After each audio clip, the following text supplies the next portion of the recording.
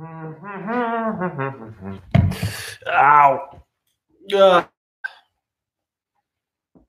Yeah, we'll see how this goes. I've been having some hotspot difficulties out here.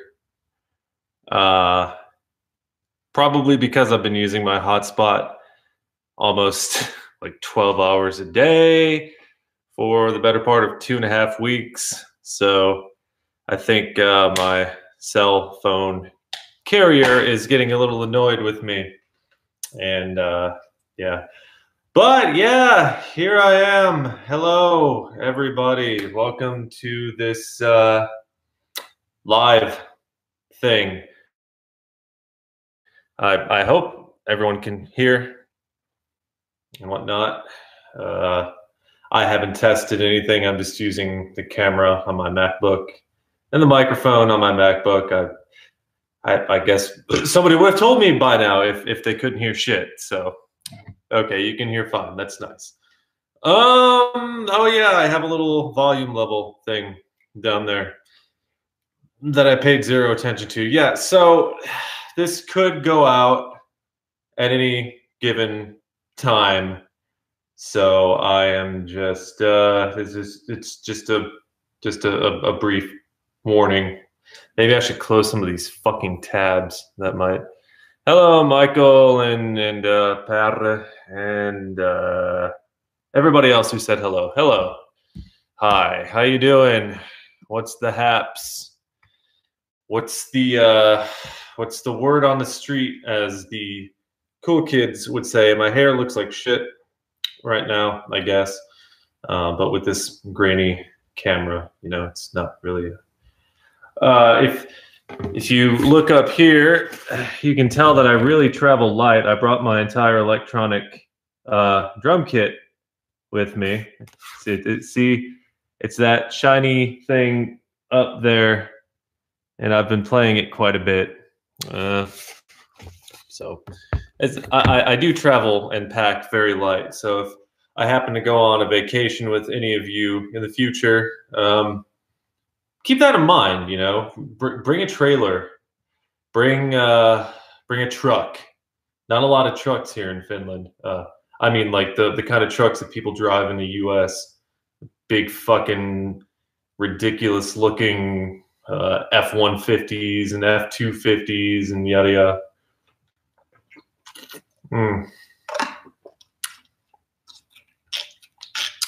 Oh, I got a fart. And if you look to your left, you see, hey, look, there's another building.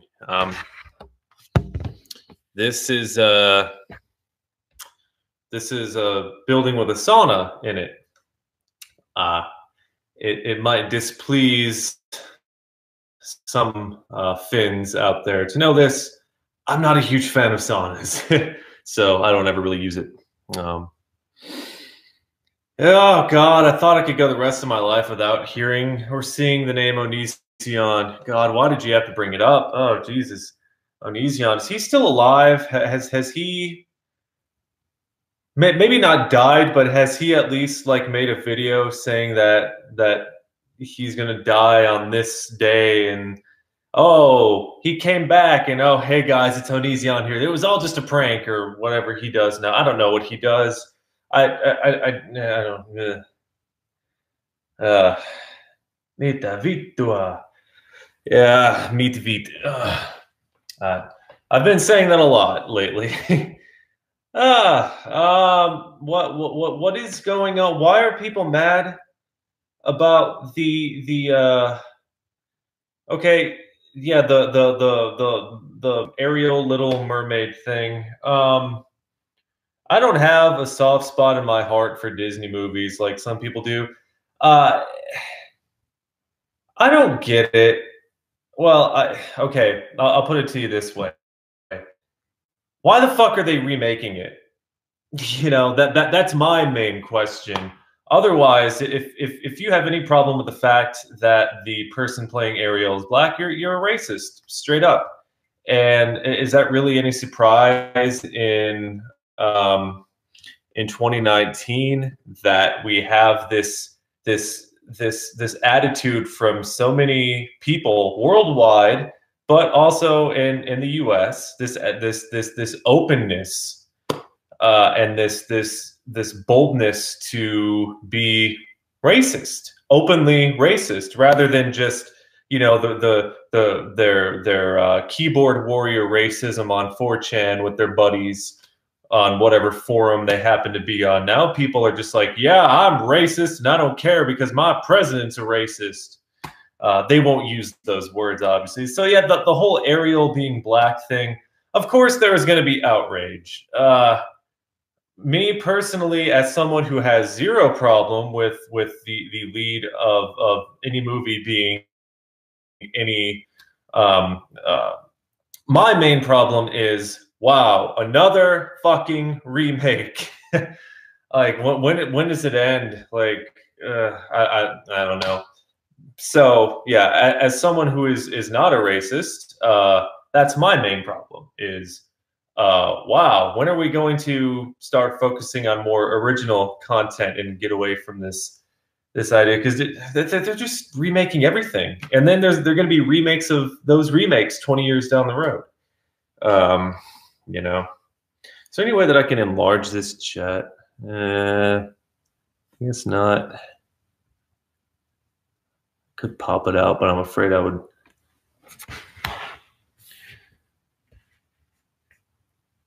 Okay. Do they celebrate the 4th of July in Finland? Really?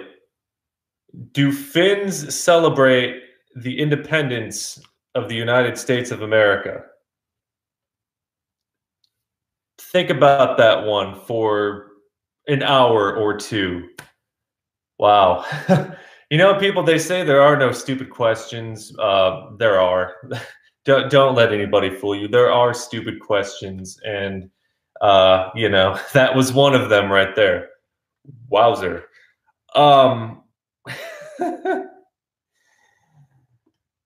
Okay. Anyway, did I have a culture shock after my move? Yeah, not really a culture shock. Everything has to do any pain or anxiety I feel is based on not knowing the language and hardly understanding even like a tenth of what somebody says in Finnish. When I first moved here, when someone was speaking Finnish, it's just like, well, hold on, 0%. Now that I've been here for about a year and a half, I hear someone at the supermarket or somewhere else speaking Finnish, and it's like, oh, I got that word, yeah, but with nothing else to put the context. I'm telling you, there was some asshole a long time ago. I won't say his name, but it rhymes with Anting Bamsey, who insulted me for leaving the U.S. and said that, oh, good luck learning the language. You're never going to learn the language. You can't just become fluent in a language like that. And you know, I actually have to sort of. He's still a useless prick, but I kind of have to concede to him that, yeah, I probably will never be fluent in Finnish. This language is fucking, it's hard. And every single person who is a native Finnish speaker who I talk to, if the subject of learning Finnish is ever broached, one of the first thing they say is, yeah, it's a really hard language. These are native speakers talking about their own language that they grew up speaking. Talking about it as if it's some complex math equation. So yeah, that's as far as everything else when it comes to like culture shock. No, I do really enjoy the culture around here. And technically right now I'm far away from Helsinki. I also enjoy the mixture of cultures. But as far as Finnish culture goes, I just kind of blended right in. People are reserved and quiet until you ask them how their day goes, and then they'll talk. But there's really not, like, I am somebody who appreciates silence and who hates being pressured into saying something if I don't want to say something or I can't think of something to say. And that kind of thing just never happens here, in the very few social situations I find myself in. So, yeah, there was no culture shock. But when it comes to the language, no, no way. I'm going to. I'm still trying to learn, but it's something that, yeah, Finnish is just so radically different from the English language. So radically different, in a completely different family of languages, very few cognates. The only cognates you'll find in the Finnish language between, Finnish and English are probably just loan words.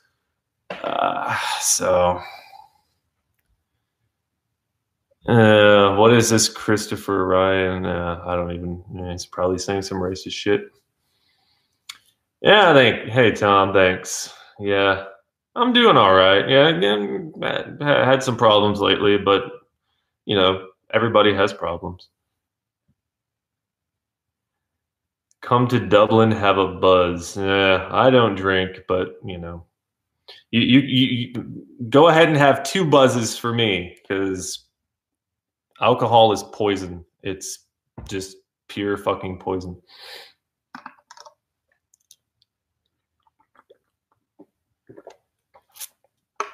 Oh, Matt, I recognize those lyrics. I just couldn't tell you who sang them.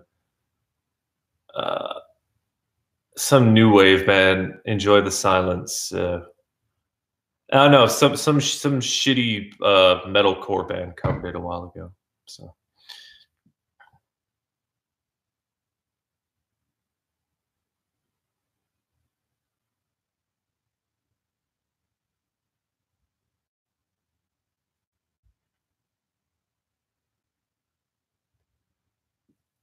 Yeah, it's nice in here. It's these cottages used to be really rustic. Like, I'm talking, at least according to my wife, there was not even plumbing here. Like, I forget how many years ago. Uh, I forget when these were remodeled, or long before I ever got here. But there was no plumbing. I don't even think they. Yeah, she said there was no running water either. So they kept the rustic look, sort of, with the wood paneling and whatnot, but put new amenities within and whatnot. The Epstein, Trump, and Clinton stuff. I have only just, for some reason, this Epstein guy, and I can't even remember his first name. I know he's the one that they just arrested for sex trafficking, and the one who allegedly, like, flew Bill Clinton and other politicians around. I can't really make much of a comment on it because I obviously have not read much on it. I read an article briefly before bed yesterday, but yeah, that's about all I can say. If there is any connection to, Trump's got enough going against him as it is.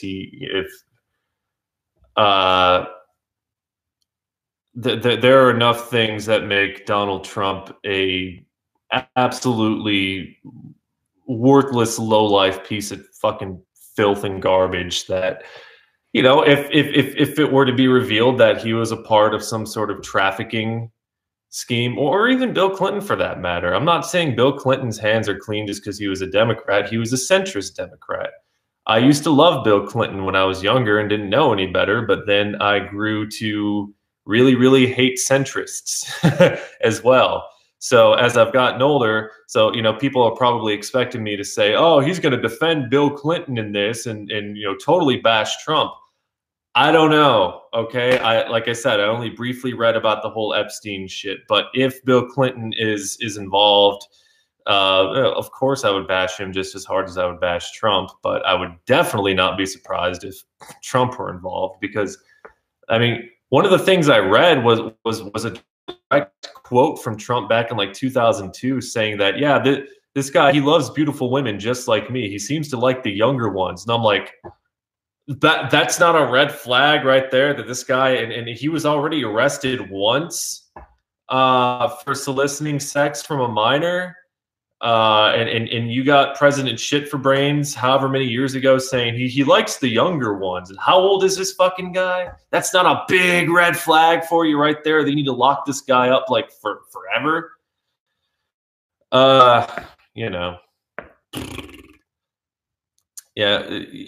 But you know, whatever side of the political spectrum you're on, when we're talking about sex trafficking of minors, especially the sex trafficking in general, it's bad. Okay, whether you're a Democrat or a Republican, that's what we need to remember. It's bad. These people are evil. No matter how rich they are, no matter how much money they make, they need to be taken down and they need to be held accountable. And they should probably even be shot in the head.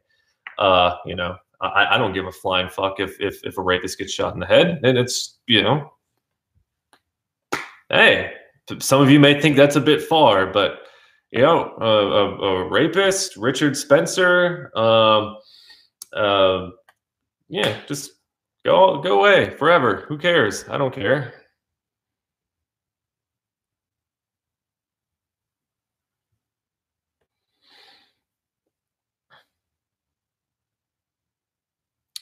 Yeah. Why didn't I move to LA? Why the ugh. No, no, no, no. Why? No. Oh, Jesus Christ. I could not imagine living in LA. Oh God, just too much pollution, too many people, too many celebrity obsessed idiots walking around, too much Hollywood, too much glitz, too much heat, not enough snow, not enough cold. Just no. Why in the fuck would I want to live in LA? No, hell no. I would never do such things.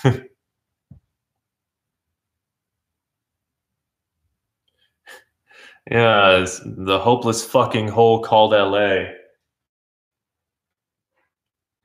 And it still hasn't been flushed away. You know, at the very least, if they're going to flush LA away as Tool prophesized, they could start with Hollywood. Just flush Hollywood.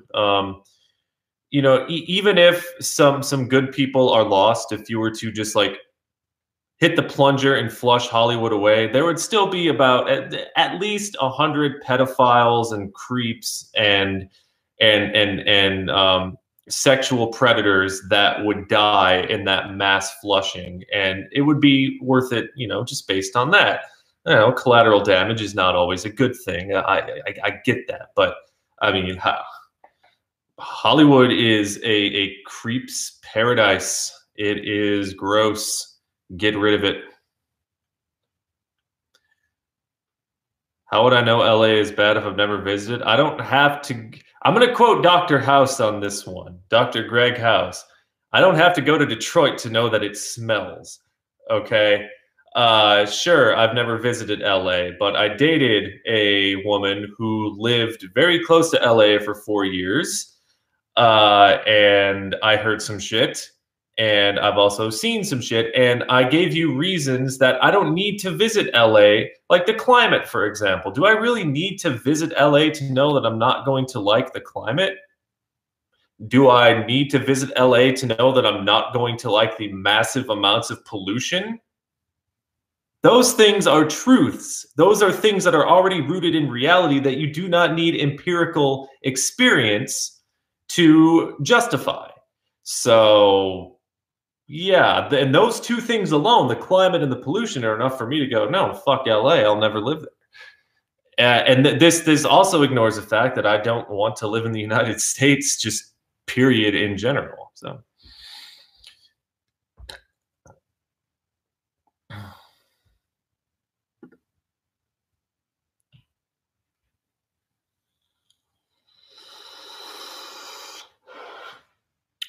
Mickey Foley. Yeah, I bet you've been to LA. Probably with as much as your with as much as Mick travels. I don't know how much he travels these days, but I'm sure somewhere over your however many years of life, you've probably been to LA. But there you go, Mickey Foley, right there. You heard it from him. He hated LA, and what more of a reason do you need? It's got the Mickey Foley stamp of approval. LA is not good.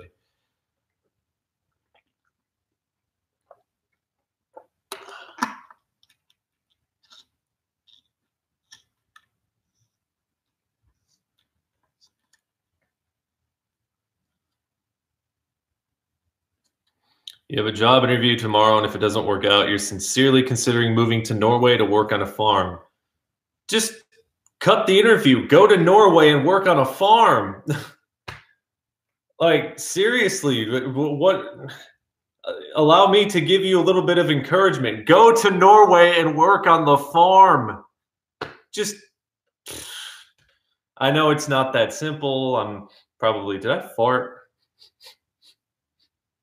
Yeah, I know I'm probably oversimplifying things, but go to Norway and work on the farm. You know, I've been to Norway once, but that was just the airport.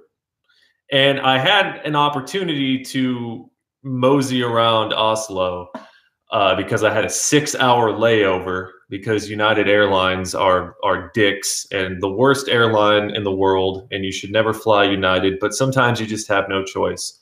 I hate United. But yeah, of course, United got delayed, so I had to get a different domestic flight, and then my flight from Newark to Norway to Oslo, Gardermoen, however you pronounce that shit. Yeah, I ended up with like a 6.5, 7-hour layover, and the lady at the passport, the checkpoint said, "Oh, well, you know, there's a train that goes from here to here, and you could." I'm like, yeah, I don't want to have to deal with security and all that stuff. But this was my first visit to Europe, and I did not know that their security process at the airports is much less convoluted and idiotic and hasty as the ones that you get with the TSA in the United States. So had I have known how efficient their security screening process was, I probably would have explored Norway a little bit. But I didn't.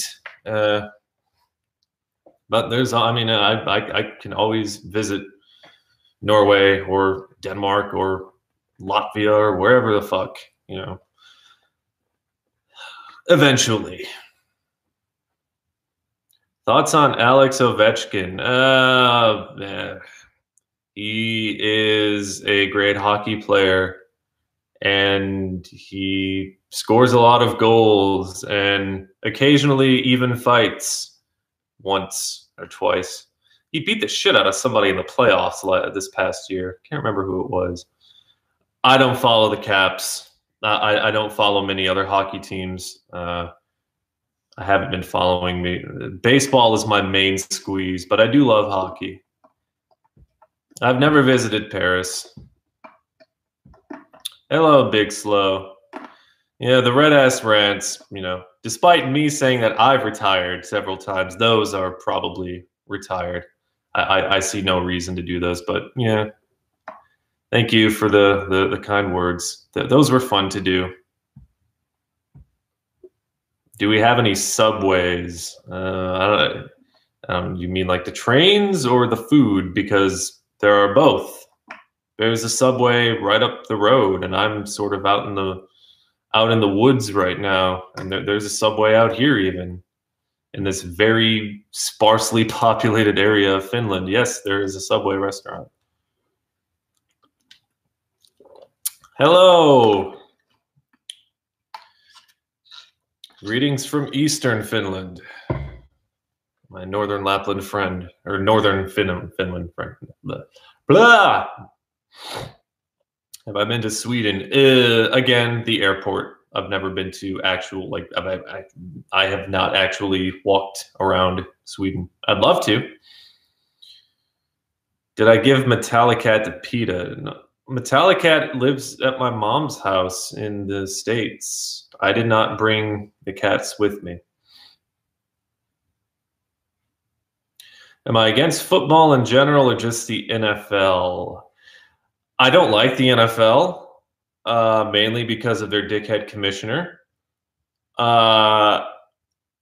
And also, you know, the New England Patriots basically just being a team of cheerleaders for Donald Trump, being like the top team for however many fucking years now is just aggravating, but mostly because of Roger Goodell. No, I like the sport of American football. You know, of course, you have to. It's, living in Europe, you have to differentiate between gridiron football and soccer football, actual football. I don't have a problem with it just as it is. I wish the game were a little safer. If I had kids, I probably would not let them play it. For the simple fact that their brains would probably be mush by the time they were 50. And nobody can change my mind on that. Nobody can sit there and try to debate me and say, "Oh, well, come on, you know, no, you are running full speed at people and conking heads, and you do that for however many years, not just professionally, but in high school, middle school, high school, college, however many years you play pro." Your brain is mush, okay? And so from a safety standpoint, you know, yeah, people are going to call me a wiener and whatnot, but I guess nowadays you're a wiener if you actually care about your mental and physical well-being, and you don't want to pass those problems on to your progeny. It's just the NFL that really sucks. The way that they handled Colin Kaepernick, the way that they have essentially capitulated to Donald Trump on so many things when he should not be focused on the NFL at all whatsoever, as, you know, the commander and fucking chief. And Roger Goodell just overall being a cunt. No, I don't like the NFL, and I don't support them anymore. Through anything. I just, but the sport itself, it's an interesting sport, but like I said, if I had a kid, I would probably urge them to play something else like baseball, or, you know, I know hockey is a little crazy. Oh, you won't let them play football, but you let them play hockey. It's like, even then I would be a little, like, okay, you want to play hockey, because you can get a concussion even without being hit in the head. You can get a concussion if you take a hard enough hit to your body. That can rattle your brain, and you can become concussed. It's like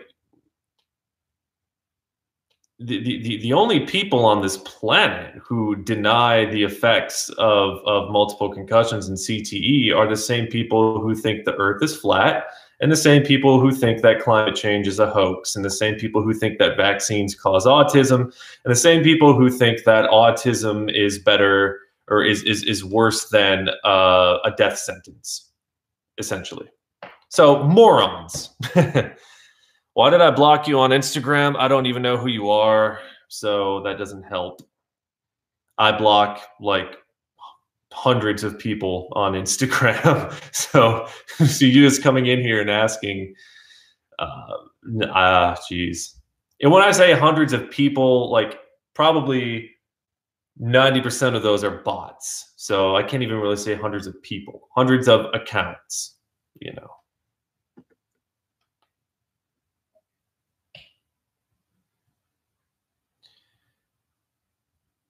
Yeah.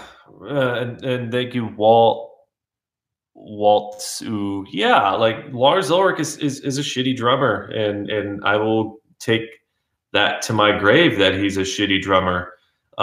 He may know how to arrange a song, but when it comes to drumming, I'm not. You know, whenever I've insulted Lars Ulrich, he might be a decent person. Maybe I don't know him.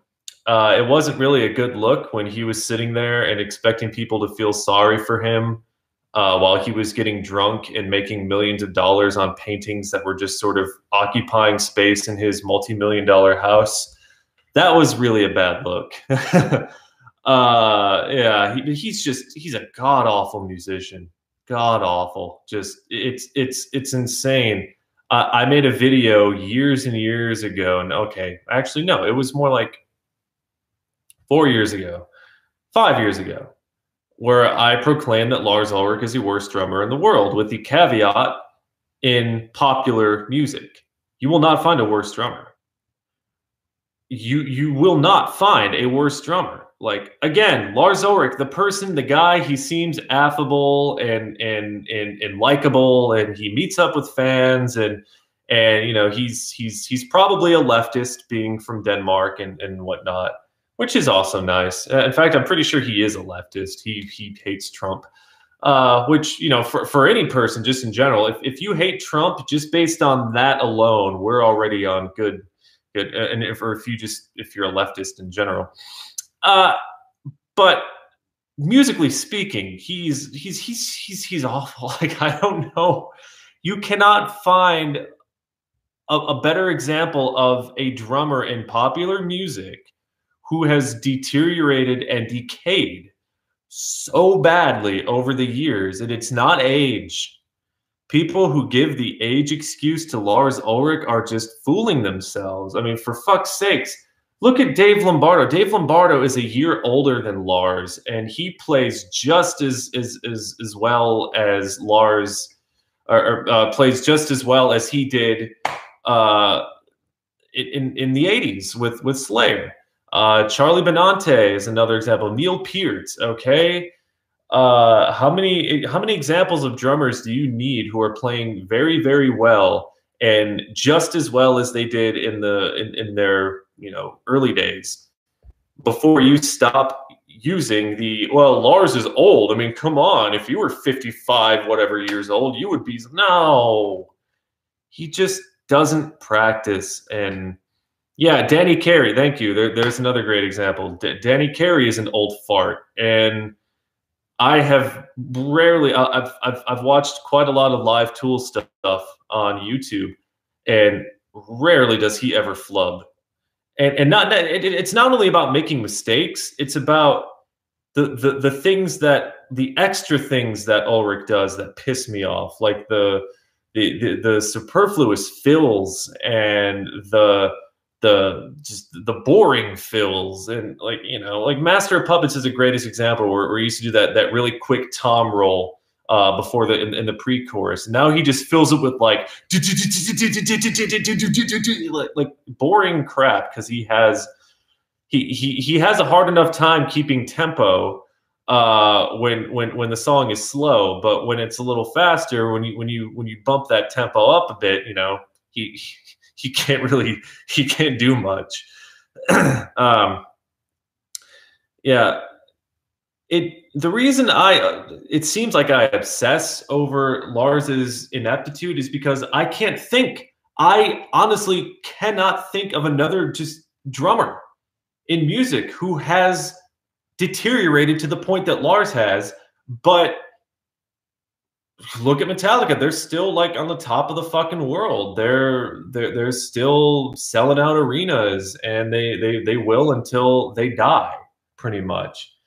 And Lars is still like, he plays like shit every night, and nobody cares because it's Metallica. But if it was a one-man show, the Lars Ulrich Experience, yeah, he probably wouldn't be finding so much success. So that's why as a drummer, I was influenced by Lars by listening to recordings, the actual albums. And then I started watching live videos when YouTube came around, and I'm just like, what? That sounds nothing like the drum track from Master of Puppets. What is he doing here? What he look at that tempo change randomly. So I have like many years of live Metallica video in my brain, and none of it contains, you know, performances by Lars that ever blew me away. the way that I was blown away when I listened to the albums. And even with if I could get away for just another second here with talking about Lars Ulrich, you know, people always use "And Justice for All" as an example of how, like, the peak of Lars's drumming. I would really love to talk to somebody who worked on "And Justice" and ask them, "All right, dude, no bullshit. It's been however many years. No bullshit. Tell me, did he play all of that stuff? And if he did play all of that stuff on "And Justice," how many takes did it take for him to get this part down? Because you can hear where they cut, but every band did that back in the day, or every band still does that to this day. They'll you know, record a part and then cut and then record another part and then cut, and you know, however many takes it takes them. It's not like, you know, it's not a bad thing inherently, but how many? I would love to hear from people who worked on that album who would be honest, and be like, okay, no bullshit. Like, how much magic was put into recording Lars's bits for this album? Because you know, every single beat is an individual cut.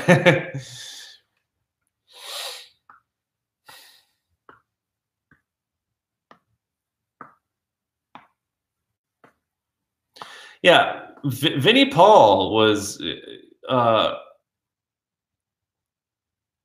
Phil Collins is still. I thought Phil Collins stopped drumming because he, like, fucked up his wrist or something. I I would be interested to see Phil Collins play drums. Phil Collins' solo career is something that makes my blood boil, but Phil Collins as a member of Genesis is something that makes my blood not boil.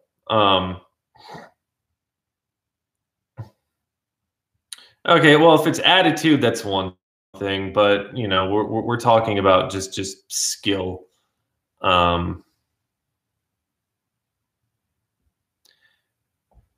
Yeah, but Vinnie Paul was tremendously out of shape in his later days, but he still had chops. He was like Vinnie Paul. Like, you want to talk about like the perfect picture of bad health. You know, that was Vinnie Paul, and I'm not knocking him. I'm just saying he was not in good shape at all. Like, drumming is a very strenuous thing that you usually associate with a high level of fitness. Vinnie Paul was not, but he still played well, very well, till his last breath. So yeah, Lars has zero excuses, none.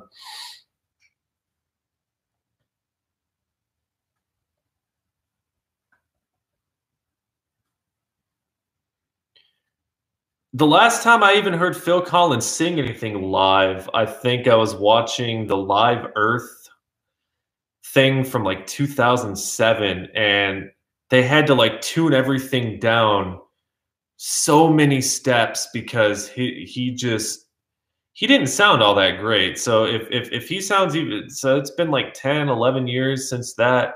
Yeah, if he sounds good now, he must have imbibed some magical potion, or he's singing at a lower register in general, because he just sounded horrible even with everything tuned out. I think the song was Invisible Touch. Oh God, it was like, Phil, what are you doing? Still singing, dude? What the fuck? But hey, maybe he found the fountain of youth somewhere.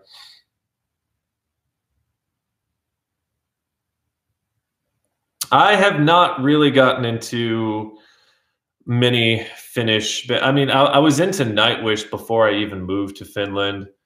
There are a couple of hymn songs that I like, but overall, as a band, I don't really care much for them. Yeah, I have not really delved into the music scene here at all. I've been wrapped up in my own music, for the most part. Music, I say, when it's just fucking playing drums. I miss my acoustic kit so bad. Ugh, I really do. I'm only here for like another 6 or so days, and I have a. Oh yeah, fuck. They're in the other cottage, and they're heavy. I don't want to bring them over. I ordered the Sabian for any drummers out there who are Neil Peart fans. You're going to hate me. if you don't have these, probably. I got the Neil Peart Sabian Paragon line, and they came in this big fucking heavy hulking road case, and they're all stacked up and individually wrapped. And I had my mail forwarded to the cottage because I wasn't going to be here. I wasn't going to be in Helsinki for at least 3 weeks. And they forwarded that package to a post office closer to here. And I was not expecting the fucking thing to be as heavy as it was. But yeah, I cannot wait to play those cymbals. Oh, God. I've just been looking at the case. There's like 13 cymbals in there. And they're cymbals that I've watched my favorite drummer play for years and years and years and years and years. And it's like, I can't play them because my acoustic kit is 600, however many kilometers away.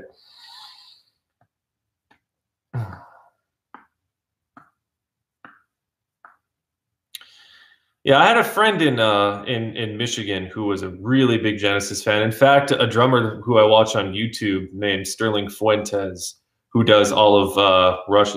Sterling Fuentes, this guy has done every single fucking Rush song on drums, almost as good as Neil Peart.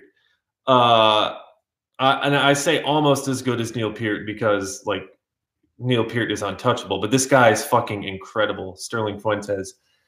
And he also does some Genesis songs now. I think he's just a big prog head in general, this guy. But for anyone who likes watching drum covers, definitely check out Sterling Fuentes. The motherfucker is just beastly, and now he's starting to do Genesis stuff. So that has gotten my interest in Genesis up a bit. So hello, Mexican Link. So yeah, I don't know if I'll ever become a huge Genesis head. Probably a bit late for that. I do already know that I don't like the direction they went in the late 80s, early 90s. Even though I haven't heard all that much stuff, because it's like Phil Collins was bringing his solo career into Genesis, and when you listen to some of their like pre-Duke stuff, it's like what? And you listen to the Peter Gabriel stuff, and you compare it to like Invisible Touch, and it's like,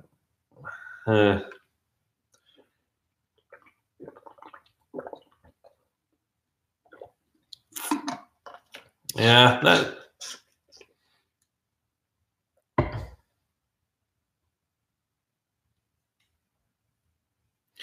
Yeah, even on studio recording. Well, I mean, if you listen to Hardwired, the album back to front, Lars's drumming isn't horrible, but it's really basic, and it doesn't jump out at you. But that's fine, because if I were to say that the drumming on Hardwired sucked, then I would have to say that the drumming on like Load and Reload sucked. And I think that Load and Reload, for as simple as those albums were, they were two of Lars's best, especially with some of the deeper cuts on that album, two of his best albums, drumming wise.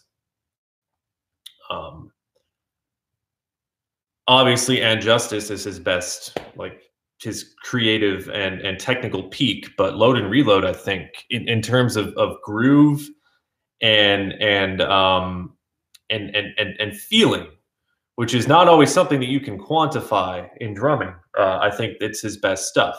Just because he's not doing fucking blast beats and shit, you know, doesn't mean that it's not good. It doesn't mean that it doesn't groove, and it doesn't have some like a lot of character to it.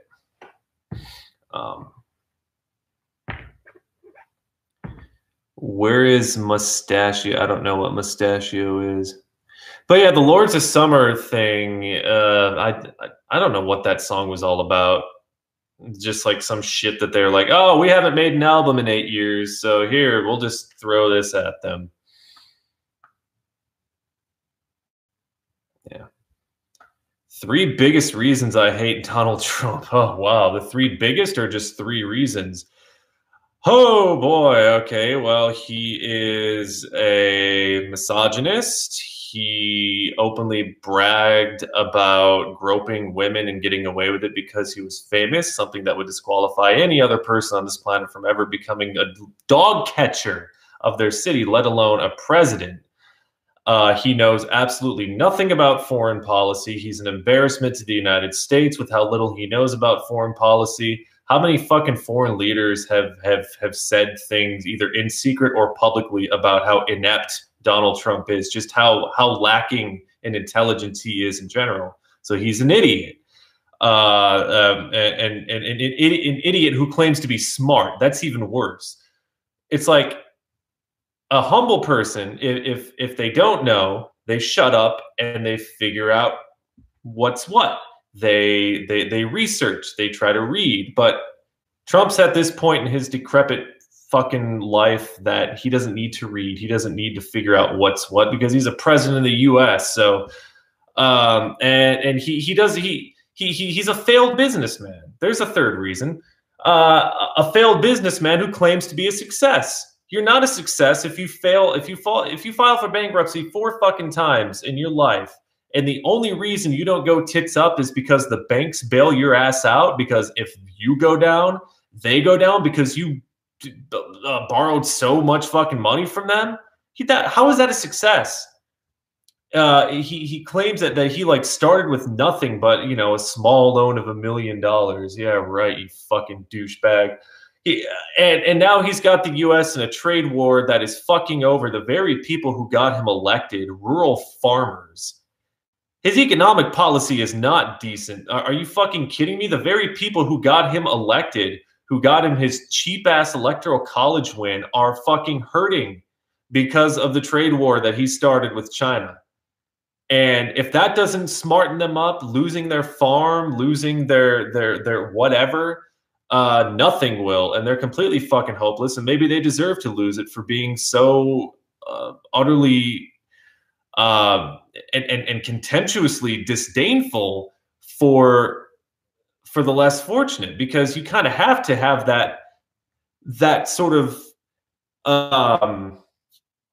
you have to have that mindset about you that you don't give a fuck about the poor, but then you actually become poor because of their policies. And that's still not enough to like, oh yeah, I voted for the wrong guy. Was that enough reasons? Probably. I think that was 3, 4. Yeah, if you know, people in the US are so they read the news and they say, oh, economic growth and like, yeah, you can't measure how well an economy is doing by how the richest among you are getting richer. That's not how it's supposed to work.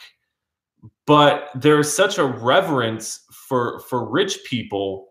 Like there are so many people just worldwide, but especially in the US, who look up to billionaires, especially self-made billionaires, which is a completely bullshit concept. If you're a billionaire, there are thousands of people beneath you who have worked their asses off and then sometimes slaved their asses off to ensure that you became a billionaire. Nobody is a self-made billionaire. But there's such a reverence for rich assholes in the U.S. that people, you know, they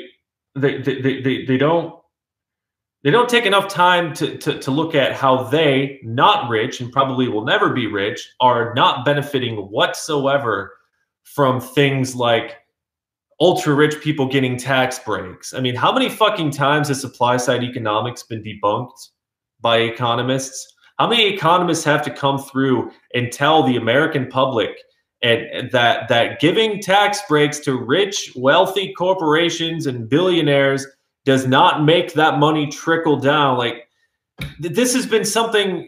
It's been a huge concept since the 80s, since the Reagan days, and people still jump all over it. They're like, oh, look, the stock market, it's doing so great, but you're still broke.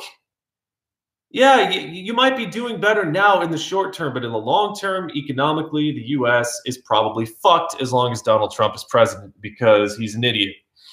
And if you think his economic policies are anything short of just ways to keep the plutocracy, actually, I think the U.S. can officially be declared a plutocracy at this point. When you look at the people he put in his cabinet, ultra wealthy millionaires and billionaires, and his reverence towards the rich and his ass kissing of the rich, and just, yeah, that's he's out to make the rich richer. Full stop. You know. Yeah, you can keep this fantasy going about lower taxes for businesses and how it's helping out the poor, but until you give me like concrete evidence that the gap between the ultra rich and the ultra poor in the U.S. is closing, you need to get that shit out of here. And yeah, I actually would have rather have had Hillary Clinton as a president. Yes, of course. Not that I have a dog in the fight anymore, because I'm not even in the U.S. But yeah, of course. And it's not even close.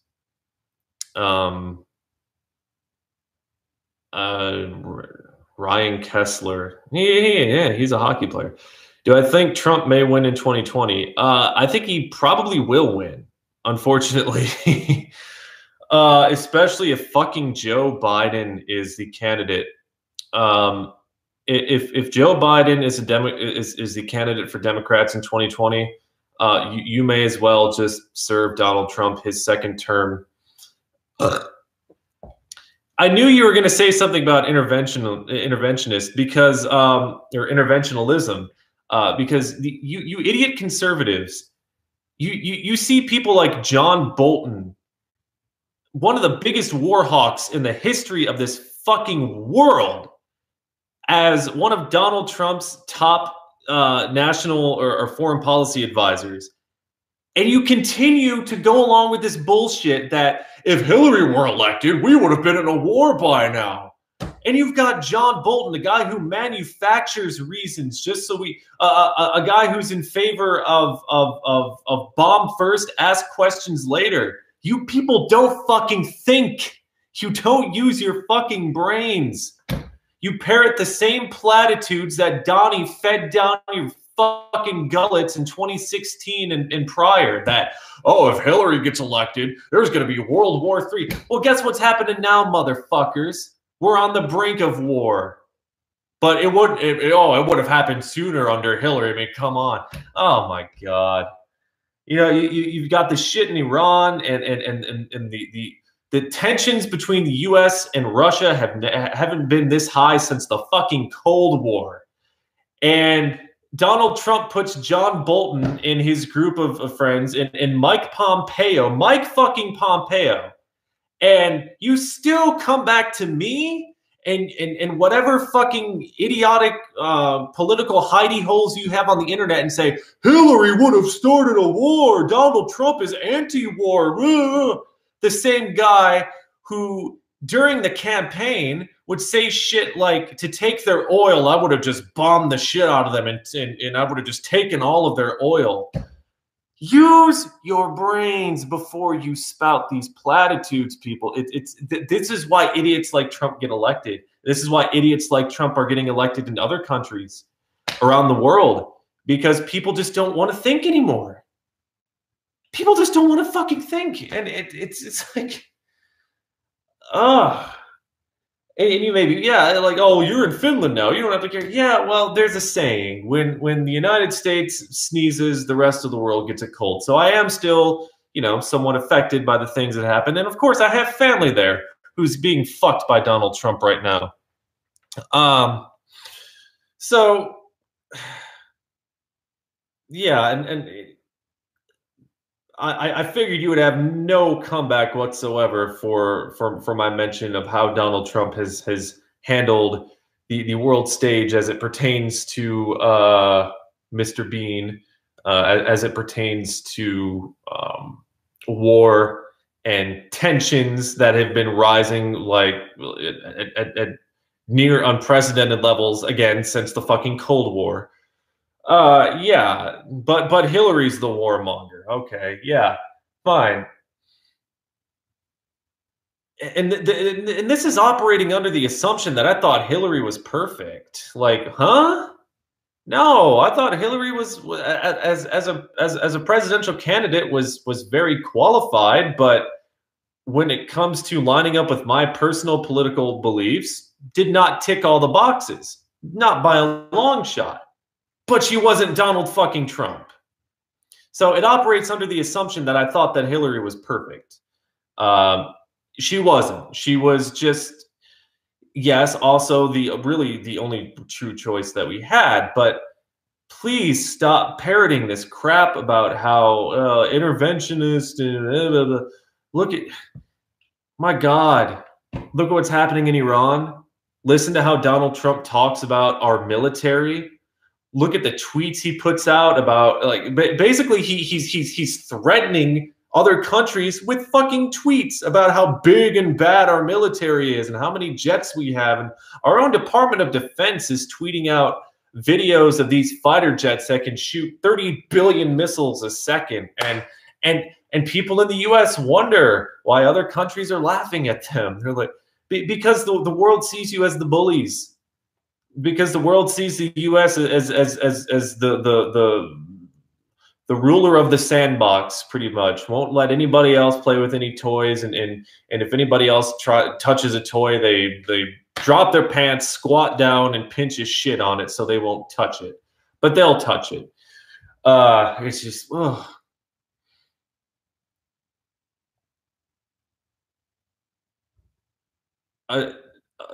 A show of force. Wow. If other countries do it, like, what other countries right now are showing force against the United States? What the fuck are you talking about? Are you still living in 2001 where Iraq has imaginary weapons of mass destruction? My God. If Bernie ran again, could he win? I think Bernie would have won if he got the nomination the first time.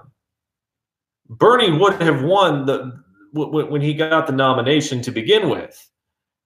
If he got the nomination again, which he won't. Bernie's not going to get the nomination in 2020.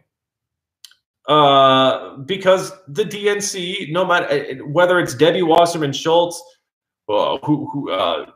it doesn't matter who is running the DNC. Nobody wants Bernie as a candidate because nobody thinks that he is a viable candidate because of his love of democratic socialism. And, you know, that's a pall on them because they never took the time to figure out just what democratic socialism means. And they just think it's tantamount to socialism. It's just another show of the lack of just the willful lack of understanding for basic political policies. But yeah, if Bernie, I truly believe if Bernie gets a nomination, yeah, he beats Trump pretty in 2020. I don't know. I'm not so sure about 2020 because you would think that Trump would have lost some steam with some of the absolutely ridiculous bullshit that he has done and said in his time embarrassing the United States of America. But no, his support just I don't think it's grown exponentially, but I don't think it's fallen exponentially either. Yeah. Yeah, Bernie Sanders, like, what other political candidate are you going to find who has been, well, one of the things that people hate about politicians is how inconsistent they are and how they flip-flop and how they change their minds when it is politically convenient. You are not going to find a better example of a politician in the Democratic Party who has been very true to his social justice roots, who has been true to his ideology on the economy and taxing the rich and affinity for democratic socialism for decades, not just a couple years or 10 years. Bernie Sanders has been the real fucking deal for decades. And he's a politician in a country where people hate phony, fraudulent liars, but they'll vote for somebody like Donald Trump. And here you have the genuine article, and he just gets shit on because, again, when you have a two-party system, which that's what the U.S. really has. You know, I know you have your Greens and your Libertarian Party. They don't fucking mean anything. Yeah, in the U.S., when you have a two-party system, you are forced to limit your thinking. You're forced to limit your critical thinking, especially. And that means if somebody comes in with ideas like free tuition and free healthcare, they're labeled as radical. Never mind that every other developed country on the face of this earth gives their citizens, or not even not, or their residents even, free healthcare. You know, he's still seen as radical for that. Never mind that so many other countries offer free public university. He's seen as radical for saying that tuition should be free. Why? Because this is America and blah, blah, blah, blah, blah, whatever other stupid reasons that capitalist swine give to keep the poor poor and to keep the rich rich. Yeah. It's insane how anything that in this world, when you don't think outside of your own borders, except for the people who are crossing your border illegally. Oh no. When you don't think outside your borders and you are such a red-blooded American flag waving American that you don't think about how things operate in other countries, it's just insane to think that Bernie Sanders could be considered politically radical when his ideas are standard in countries like Norway and Sweden and Denmark, Finland, Germany, Belgium, like, but he's radical because the American people for years and years have been taught to worship the almighty dollar. And with that comes love and support for the politician who has the most almighty dollars and who can raise the most almighty dollars. Money sucks. I hate it. It's nice to have it when you have it, but it's a shitty concept and it makes people stupid. Money makes people evil. Money makes people do things they would not ordinarily do, demeaning things, demoralizing things, gross things, awful, unspeakable things. And when it comes to building an economy that works for everybody and not just the super wealthy, it's just an absolute, it sucks. And I hate it. I really do. I wish I could live long enough to see a moneyless society. I won't, but it would be nice.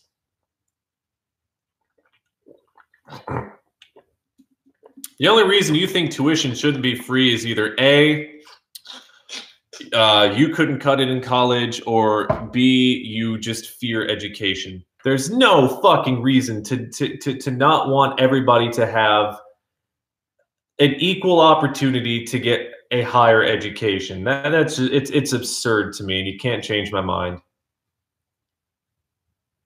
It's absolutely absurd to me that you think that people should still be shouldering tens of thousands of dollars in debt just because they wanted to get a higher education. It's flabbergasting.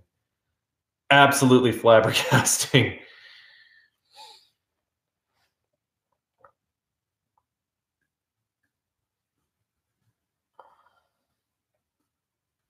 I think libertarianism is goofy. Libertarianism appealed to me when I was like 18. And you know, libertarianism to me, at least in the US, just seems to be it seems to be a nicer way of saying socially liberal but fiscally conservative. Because you'll hear people say that they're socially liberal but fiscally conservative, but say that they're not libertarians. But that's essentially the heart of libertarianism, is that when it comes to social issues, oh yeah, gays get married, LGBT people have your rights, everybody have your rights, be free. But when it comes to money, when it comes to economic policy, that's where they lose me. When you have idiotic concepts like taxation is theft, and that's where you start hearing these people talking about anarchy and how that could actually be a feasible thing among human beings in 2019. It can't. You can dream just as much as I can dream about a moneyless society. You could dream about an anarchistic society. You could even dream about a society that is actually run the way socialism is intended to run. It's not going to happen. They tried it in Venezuela, and that's the examples that fucking moron conservatives go to all the time. Oh, look what socialism did in Venezuela. Yeah. Oh God. Not even like not even close to what true socialism should look like. And that's what got them into the shit that they're in.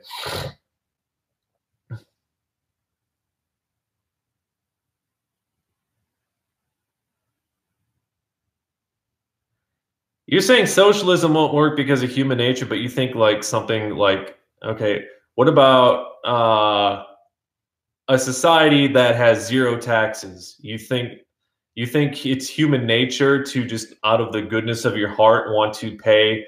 No. If socialism won't work because of human nature, then the same is true for whatever ism you have in your head. Capitalism, for example, does not work because of human nature. Why? Greed. You get some and you want more. You get more and you want even more, and you want more and more and more. And you get more, and here are all these poor people who used to have some, and now they have nothing because you have it all. Yeah. What part of human nature exactly makes socialism so unfeasible? Yeah, pretty much. Libertarians are conservatives who want to smoke weed. Essentially, yeah.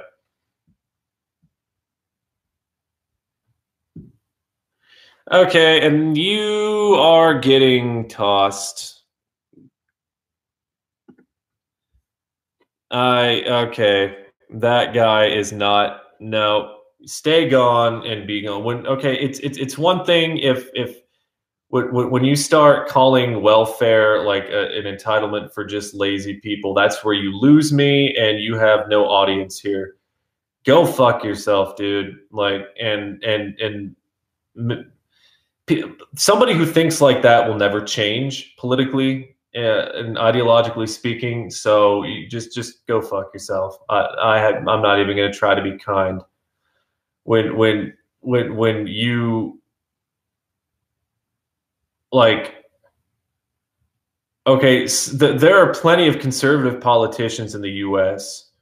who grew up poor, dirt poor, and oh well, you can take a break too, you cocksucker. There are some conservative, like Ben Carson, for example, who grew up on welfare. Ted Cruz, I believe, even, or was it Marco Rubio? Marco Rubio grew up on welfare. Probably would have starved to death without welfare. And then, for some reason, they become politicians, and they get money, and they're like, "Oh, welfare is bad. It's awful. It's gross. Too much money going to feed these poor people. Too much money going to educate and clothe these poor people to like people who think that food is a privilege. People who think that shelter is a privilege. People who think that healthcare is a privilege. Just people who I don't want to spend time around." Man, where are you fuckers coming from? Get the fuck out of here. Go back to your little conservative alt-right circle jerk and fucking tickle each other's nuts, you losers. Oh my God.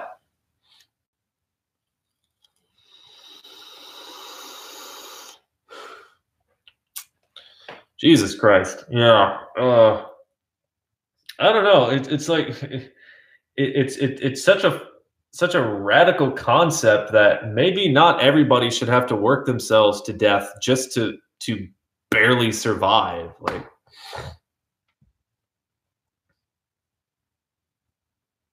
yeah, I don't care what Ben Shapiro thinks. Ben Shapiro is a fucking dickless loser, just like this guy who I am blocking. Yeah, Ben Shapiro is an idiot, and I just watched an interview with him where he was just being asked some very basic questions about abortion. He's being interviewed by some British guy, and you know he's one of those conservatives who never gets triggered, you know, and like 2 minutes into the interview, he's like, "All right, yeah, this interview's over," and then he pulls up his pants and he just like storms off the set. Ben Shapiro's a wiener.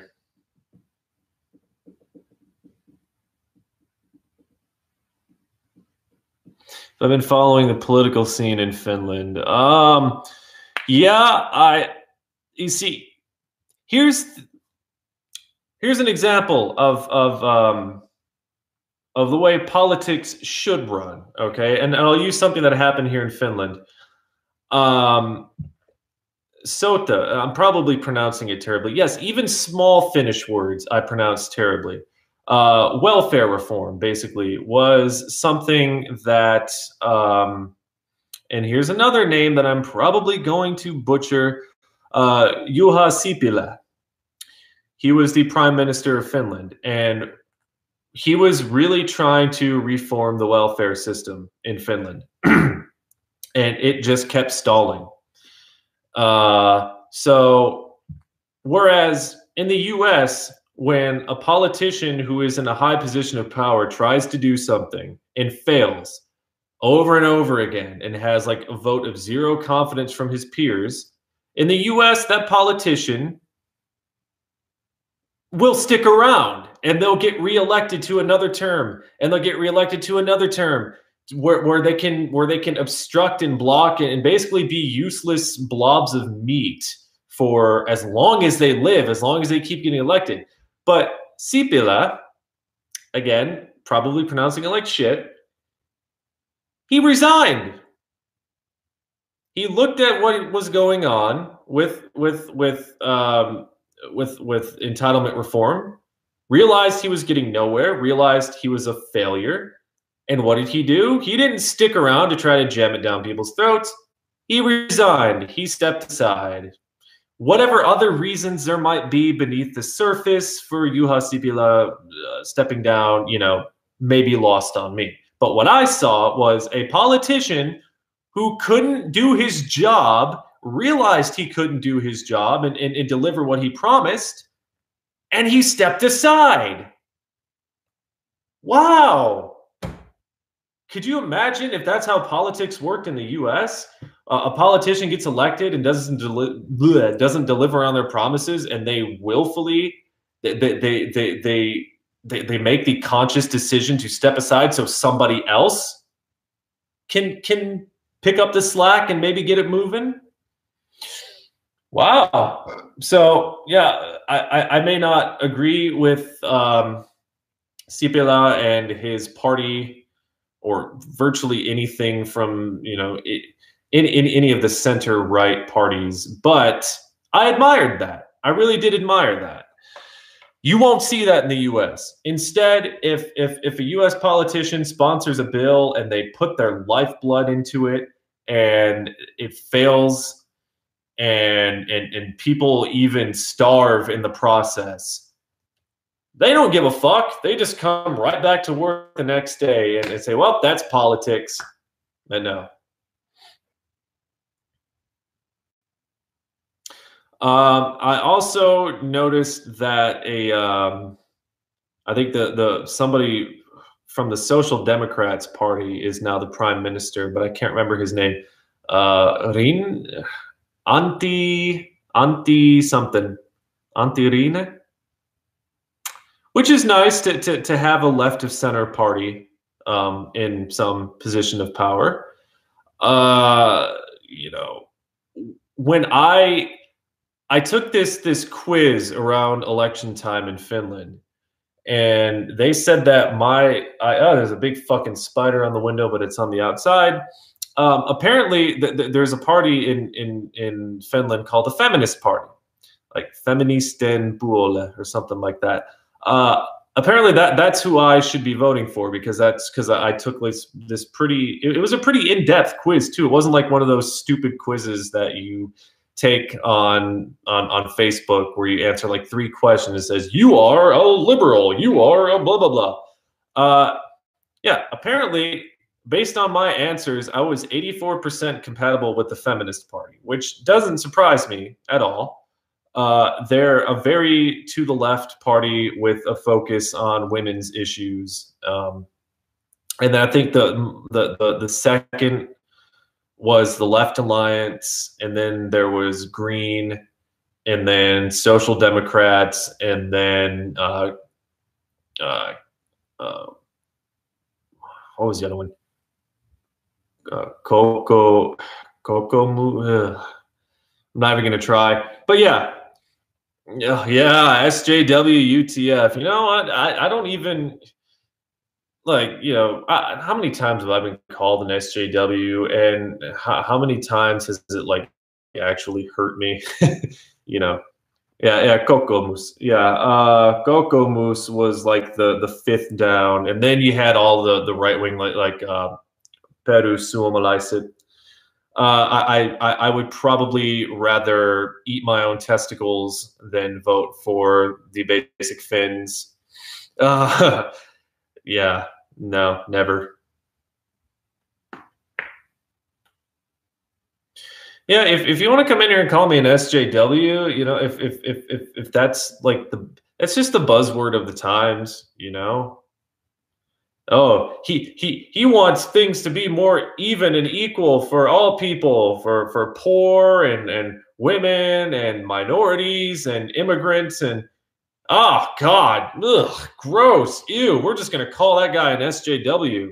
Okay, then what do you call the people who are anti-immigrant and anti-equality? Douchebags. Okay, yeah, douchebags who are completely inimical to any sort of progress as a society, because you're going to keep voting for people who want to make rich people richer and make you poorer, unless you're rich.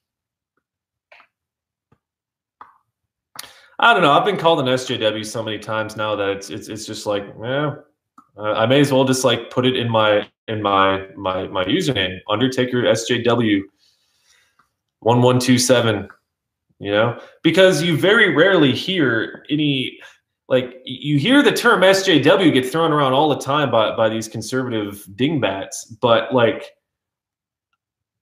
whenever I actually take the time to try to hear why this person is supposedly an evil SJW, it usually ends up being things like, oh, they want free healthcare. Oh, they think that cops should be held accountable for their brutality. Oh, they think transgender people should be referred to by their preferred pronoun, or like, it's like, really these little baby things, which mean the world to the people who they affect, but these things are evil enough to warrant like a catch-all term like SJW. Well, then fucking call me an SJW, fine, because that term only has meaning to the people who use it and their douchebag brethren, right?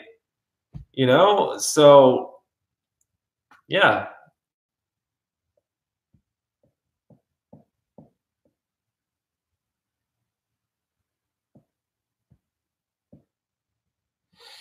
Yeah, social justice is wrong according to these people, I guess. They post some cringe compilation from YouTube and they say, "Oh, that right there is that's like 2 or 3 people." But if you were to post a cringe compilation of conservatives, they'd go, "Now hold on a second. Hold on a goddamn second. That's only a few conservatives. That's only a few people on the alt-right." But, the cringe compilation of the feminists, that's apparently all feminists, just really dumb people. Dumb, dumb people.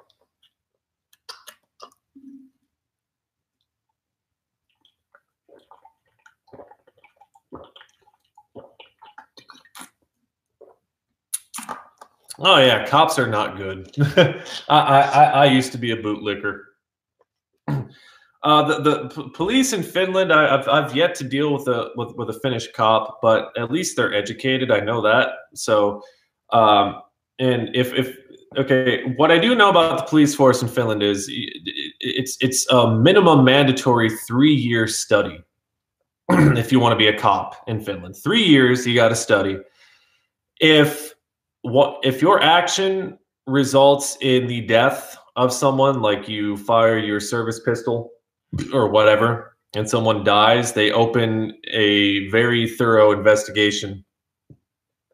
Unlike in the U.S., where it's just kind of like they go, "Oh, well, the guy looked like he had a gun in his hand. He deserved to die." You know.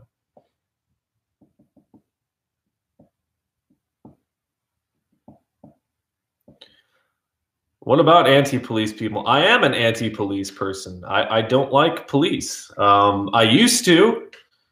Now, that comes with a caveat because, you know, it's very easy for me to sound like an edgy 16-year-old, which I was at one point, and say that, oh, fuck all authority. Authority is evil. Yes, of course. I've always had a problem with authority, and I don't say that to try to sound cool, because everybody has a problem with authority. It's just some people are more vocal about it. Nobody on this planet likes to be told what to do by somebody else. Nobody. Not even an obsequious little fucking windbag like Lindsey Graham. Okay, nobody likes that. But the U.S. police force is easily at least in the developed world, probably the most undertrained and boorish group of domestic abusers and just awful people in general that you'll ever find. Yeah, and you know, I used to fall for that crap too. Like, everybody hates the police until you actually need them. Yeah, it's their job. Okay? In the first place, when cops talk about how stressful and shit, first of all, you chose that job, number one. You chose the stress that came with that job. You chose to dodge bullets. You chose to get in high-speed car chases. You chose to subject yourself to heroin needles and all sorts of other stuff. And on top of all of that, when I hear this crap about how, oh, well, yeah, everybody hates the cops until you actually need them. It's their job. It says it right there on most of their cruisers, if you can see them, because the cops in the U.S. are trying to make their cars so hard to find now. Have you seen like the average police cruiser now? They're making like the paint job is such to where you can't even see the word police. I just saw a picture of a fucking U.S. cop car the other day. It was like a Dodge Challenger or some shit. You couldn't even see the word police on it until you flashed a light on it. Meanwhile, in every other country, police cars are very clearly marked because they want the public to see that they are police cars, and they are there to help you because that is their job, to help you. So when you come to me and say that everybody hates cops until they need them, it's their job to help you. Just like if you work at fucking Kmart or Walmart, if you're working the counter, the customer service counter at Walmart, it is your job to eat shit from asshole, rude, entitled, bratty, whiny, snotty customers all day, every day. That's what everybody says. It's like, yeah, it's a shitty job, but it's your job. But when it comes to cops, we can't bash them. Why? You know, use the same logic. I think the same logic applies. Customer service worker has to eat shit from bratty customers because it's their job to do that. So cops have to eat shit from people like me. And at the same time, if I need their help, they have to provide their help because it's in their job description. it doesn't mean that I'm going to pat them on the butt and give them an attaboy and all of a sudden become a lover of the police force. If I get, no, we're not having that.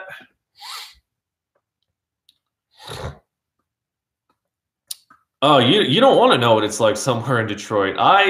It's brutal. People in Europe, I think, have this idea that Compton is like the most dangerous city in the United States, and it's not. Like Flint, Michigan, my hometown, is actually more violent than Compton, California. So, if they really wanted to add more of a scare value, they should have named it like Straight Out of Flint or something. And some people are proud to be from Flint. I see people, when I used to live in Michigan, I'd drive through Flint and I would see these bumper stickers that had like Flint, and the L was like a gun, a handgun turned vertically. I'm like, how? Wow. So you're proud that your city is full of gun violence.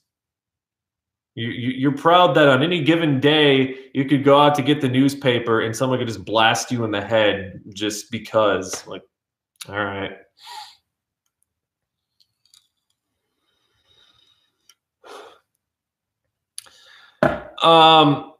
Lars, I'm not exactly sure about the etymology of Kansas and Arkansas.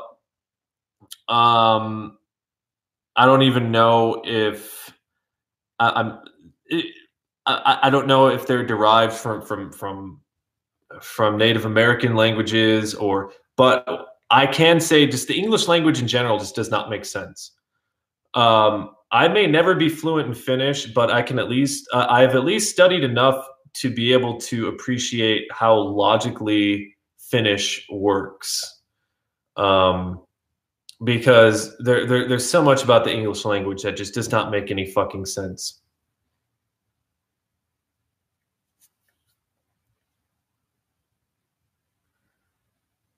Yeah, like I cannot imagine living in the U.S. unless no, I just couldn't anymore. Like I've been here for so long, and I've seen how things are run, and like I don't have to. You can get shot wherever, yeah, sure, or stabbed or what have you. But I feel a lot safer in Finland than I did in the U.S., especially growing up around Flint and living in a state like Texas where people just carry guns around on their hip like it's like they're like king shit. I fucking hate that. I hate guns, and oh my god, it's interesting. These are things that 5 years ago I wouldn't be saying, but imagine that.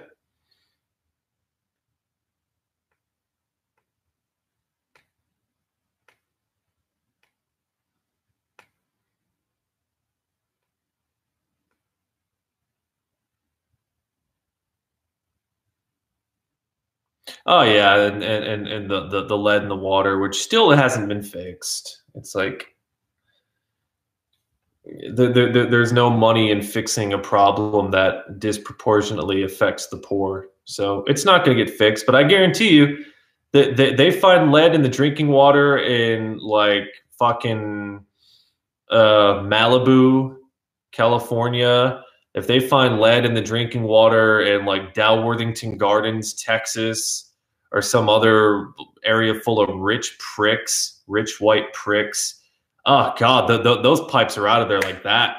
That they will mobilize the National fucking Guard so these rich white assholes won't have to drink lead. But Flint, Michigan, how many years later now? All right. 5 years later, still no long-term plan to get rid of the pipes.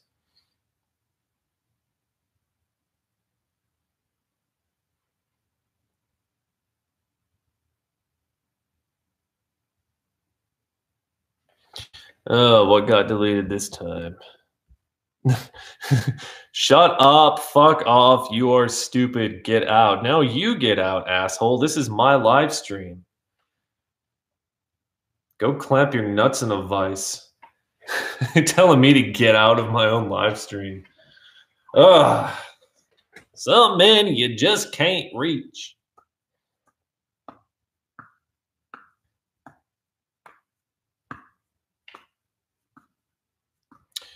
Yeah, I think American Pie was set in like Grand Traverse, Michigan, which I'm not even so sure that I know Grand Traverse is a county in Michigan, but I don't think it's an actual city. I may be wrong, but I know there is a Grand Traverse County. But yeah, American Pie and American Pie 2, I believe, were set in some Grand Traverse, Michigan. I don't think that they were filmed there, though. Nothing ever gets filmed in Michigan anymore.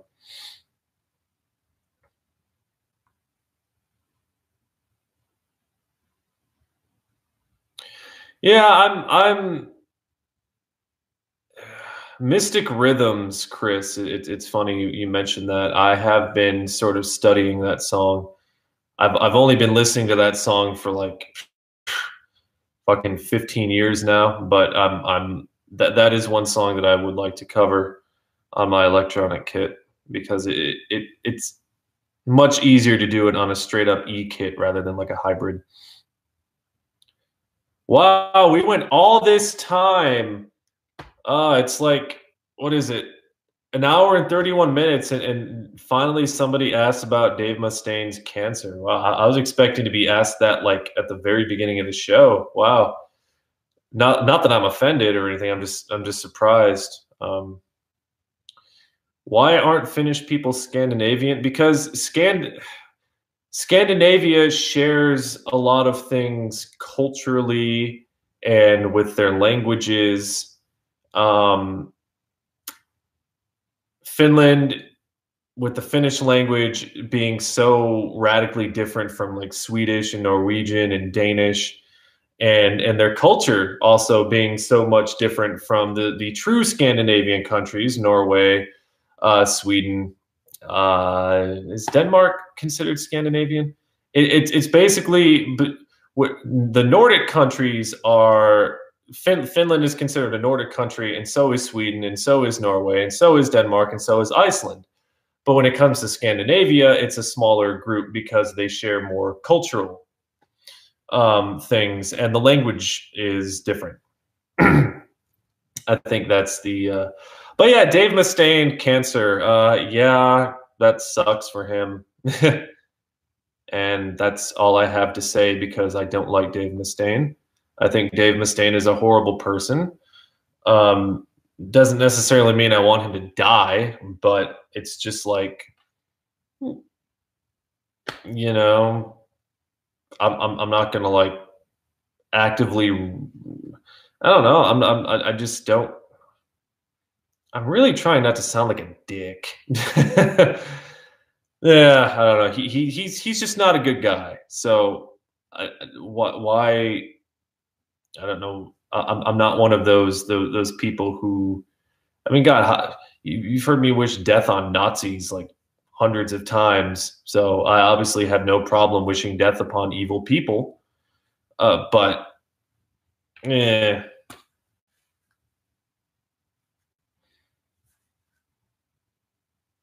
I don't really. If he beats it, cool. If he doesn't beat it,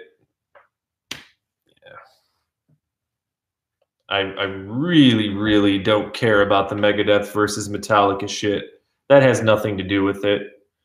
If you're still in 2019 posting Megadeth greater than sign Metallica, you're either 13 years old or you just don't think very much.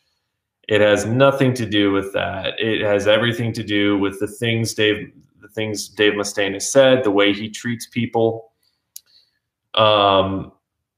Yeah, he's just not a good person. And if he dies, then I'm not going to mourn. I'm not. I like Megadeth, kinda. For them, I like Rust in Peace, and I like most of what came before Rust in Peace. Pretty much everything that came beyond, like, I don't know. I didn't even really particularly like Endgame that much. I can't remember the last album that I really enjoyed. No, no. Well, Dave is all clean now. He's not a crackhead anymore. Dave doesn't do crack. He's a clean, wholesome Christian dude now who believes that mass shootings are faked and who believes that Satan is in the room with him and who believes that it's perfectly okay to publicly fire your guitar technician uh, and call him a waste of skin and life and say that he's an embarrassment to his family. Yeah, well, Dave, you got throat cancer now, and yeah, maybe think long and hard about the way that you've treated other people in your life. Maybe use this as an opportunity. Hello, Albert.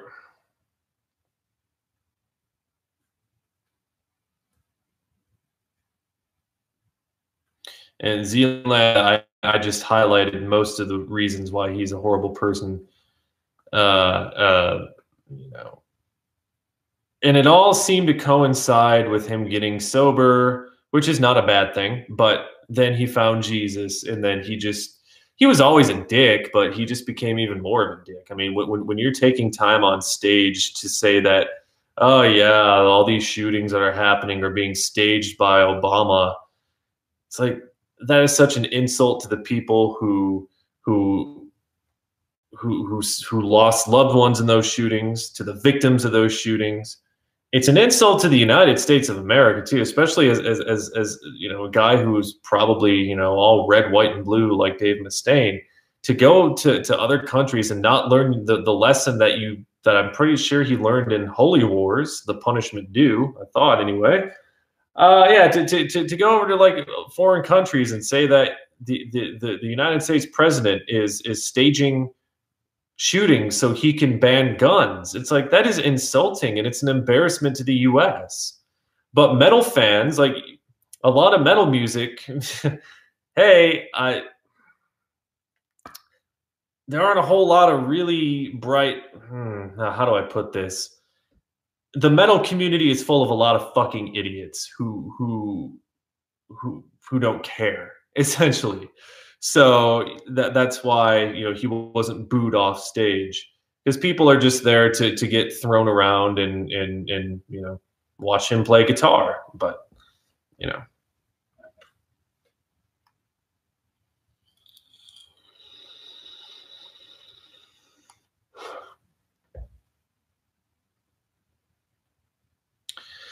who's worse, Dave Mustaine or Phil Anselmo? Probably Dave Mustaine. I mean, Phil Anselmo, he's had that racist tag on him for how many years now? And I don't, that speech he gave about like white power or whatever, however many years ago, Phil Anselmo could very well be a racist, but if he is, I remember watching a video of him like some time ago where he did something that Dave Mustaine would never do. He owned up to it and he apologized for it. So, what was it, sincere? How the fuck should I know? I don't know. I can't even speculate. But yeah, Dave Mustaine has done more to insult people who have faced tragedy than Phil Anselmo ever has, and to me, that means a lot more. So Dave Mustaine's probably worse. As bad as Ted Nugent, well, yeah, Ted Nugent's a oh jeez. When you're in the same company as Ted Nugent, ugh.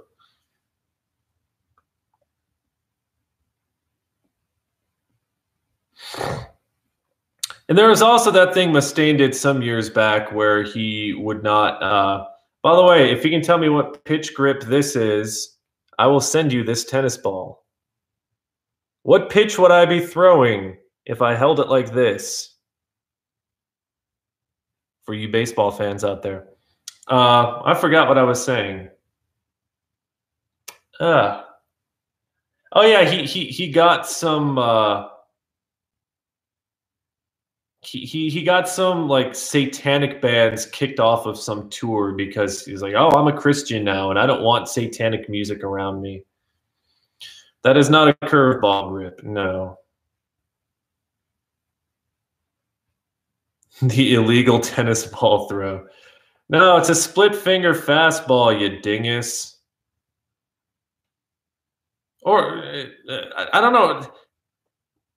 I can't remember the action of a fork ball. Fork ball, doesn't it? I know it. Is it lateral or vertical movement? Because if it's vertical, then it's basically a splitter. But yeah, I believe that's how you throw a splitter, and you throw it with your wrist like that.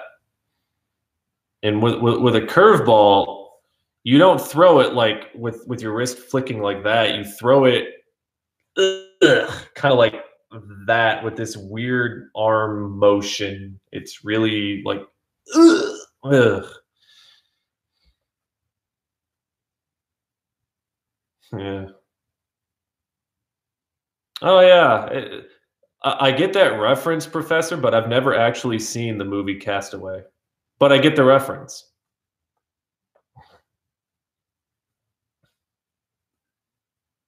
And again, I know not very much about the band Death, but I do know Chuck Schuldiner, if that's how you pronounce his name, Schuldiner. Uh, yeah, there are a few Death songs that I like actually. The Philosopher, Voice of the Soul, and another one that I can't remember the name of. So yeah, that amounts to about a few. Um, but yeah, death metal just generally ain't my scene. And it probably never will be.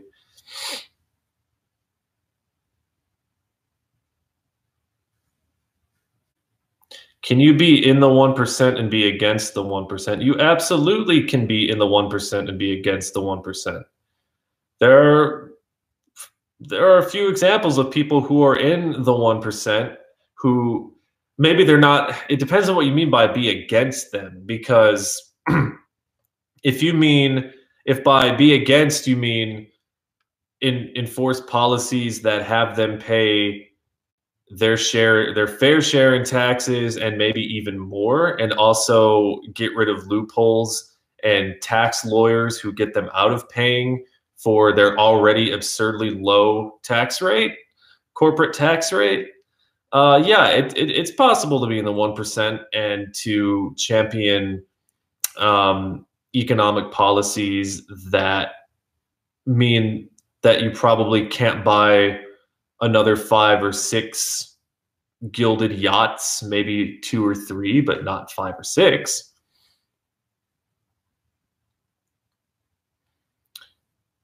Yeah, I still talk to the Archfiend. We talk on social media from time to time.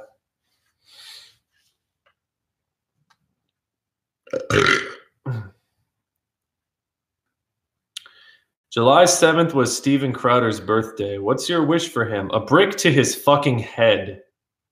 A brick straight to his empty fucking head. That's my birthday wish for Steven Crowder.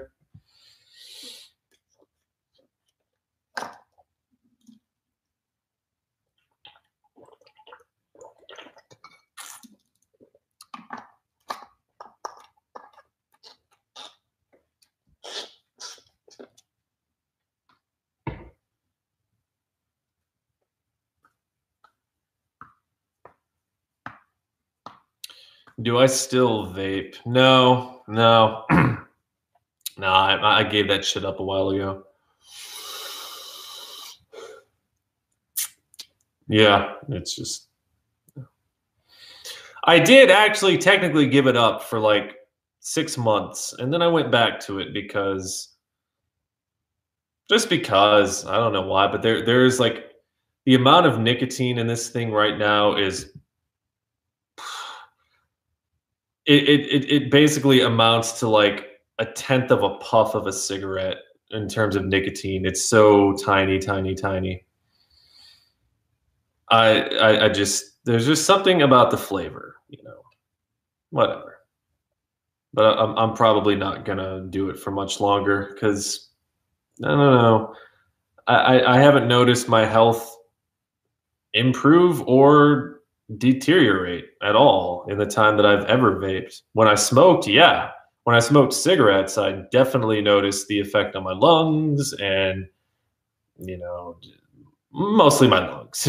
And my bowels too, because all the nicotine in the cigarettes made me want to poop a lot.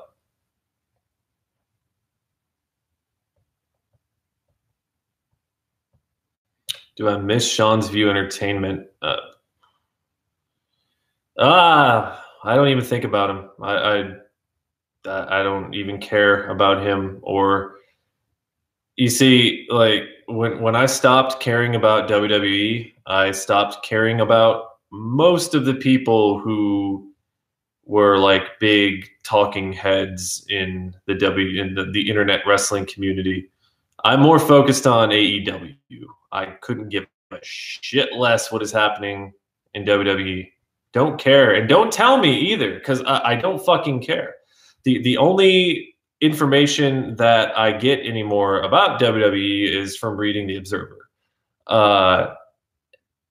So I still do. It's not out of interest. It's just out of, oh, well, here's what's happening with the Saudi Arabia blood money company now. Interesting. Okay, moving on. No, I don't miss Sean's View Entertainment. Do I think Stevie Y will rebuild the wings like he did the bolts? If Steve Eiserman were GM to begin with, the way he should have been, because Ken Holland was too much of a dickhead to step aside, we would have probably not had this problem in Detroit with the Red Wings for so long. I have faith, but I also don't think it's going to take a season. It's going to take another couple of seasons, a couple more seasons of sucking, and then sucking a little less. And I'm really excited to see how Moritz Seider develops as a defenseman. How people like Philip Zadina continue to develop. Looking forward to seeing how some of the old guys Detroit signed stack up. Looking forward to not having to see Luke Witkowski on the line. Seeing Anthony Mantha develop and grow, and what is possibly, and I almost said Henrik Zetterberg, fucking Nicholas Cronwall's final season. I am looking forward to this season for the Red Wings, but I'm not going to think that it's going to be great just like that. It's still going to take time with Yzerman at the helm. I'm just so fucking glad to not have to look at Ken Holland's smug, empty fucking face anymore. Just goodbye, Ken Holland. You suck. You make everything around you worse. But anyway. No, I'm sure Ken Holland as a person is okay, but Ken Holland, the general manager, no. Varg Vikernes is a piece of shit. I can't believe I'm still even getting questions about Varg Vikernes. Why anybody looks up to him? I don't care if it's his music or the fact that he's a racist piece of shit who burns churches and whatnot and murders people. Yeah, that's really something to look up to. No, fuck Varg Vikernes and fuck anybody who actually looks up to him. I'm going to try to watch AEW when it airs in October. If you're talking about the TV series, yeah.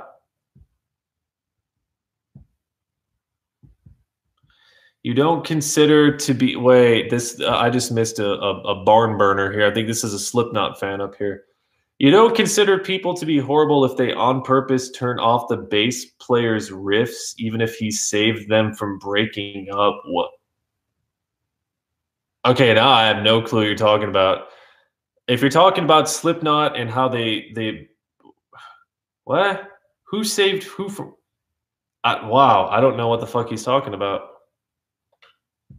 Oh, he's talking to somebody else. Okay, never mind.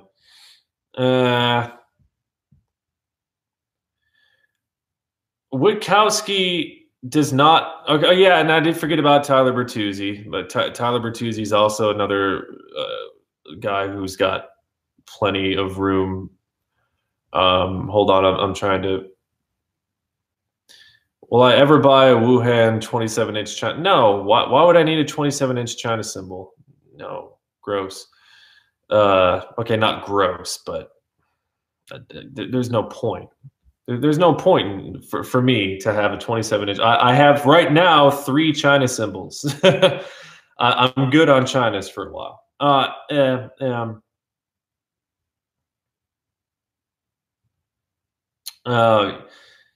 Well, yeah, I figured he was either talking about the Slipknot guy or Jason, but I don't know why. But it wasn't directed at me, so it's cool.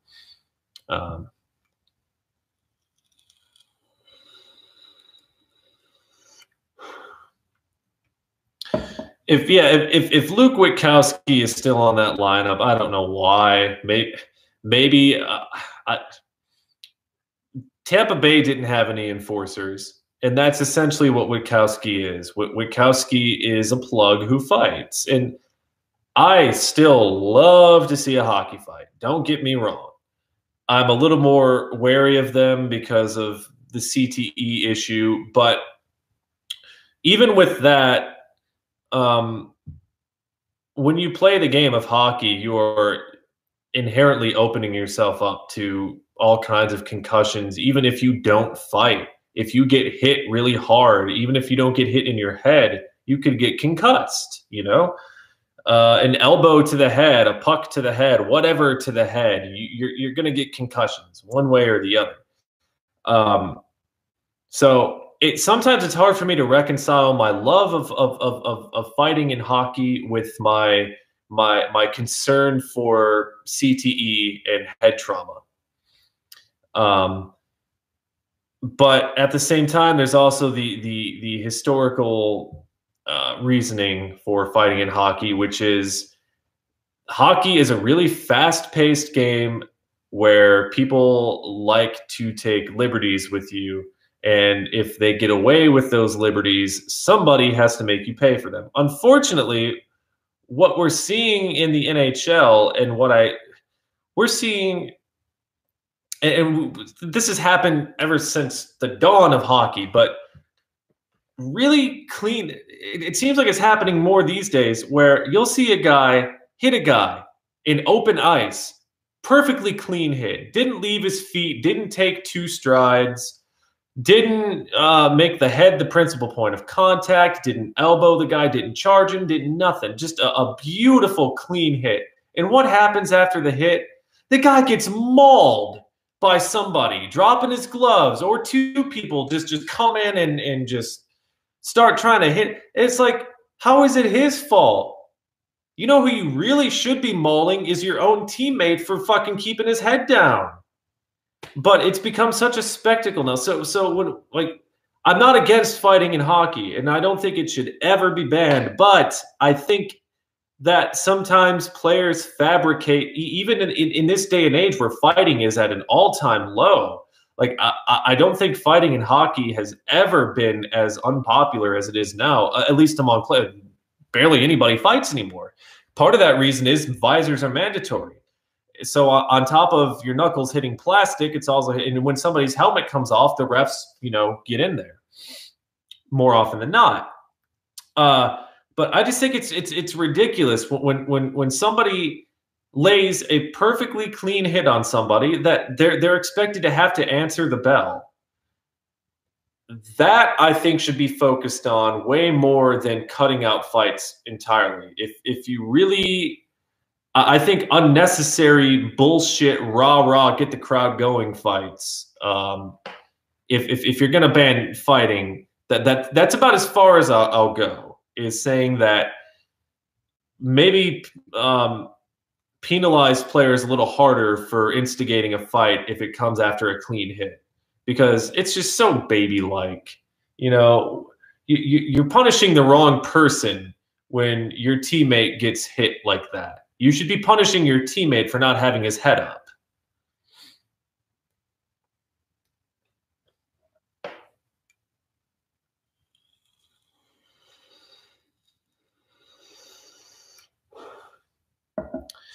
Yeah, but fighting will always have a place in hockey, and it should never be entirely banned. I don't think. No, you just can't. People ask all the time, well, why is fighting allowed in hockey, but it's not allowed in like football or basketball or baseball or whatever? Well, ignoring the fact that fights do occasionally break out in those sports, they're just not. You just get like ejected.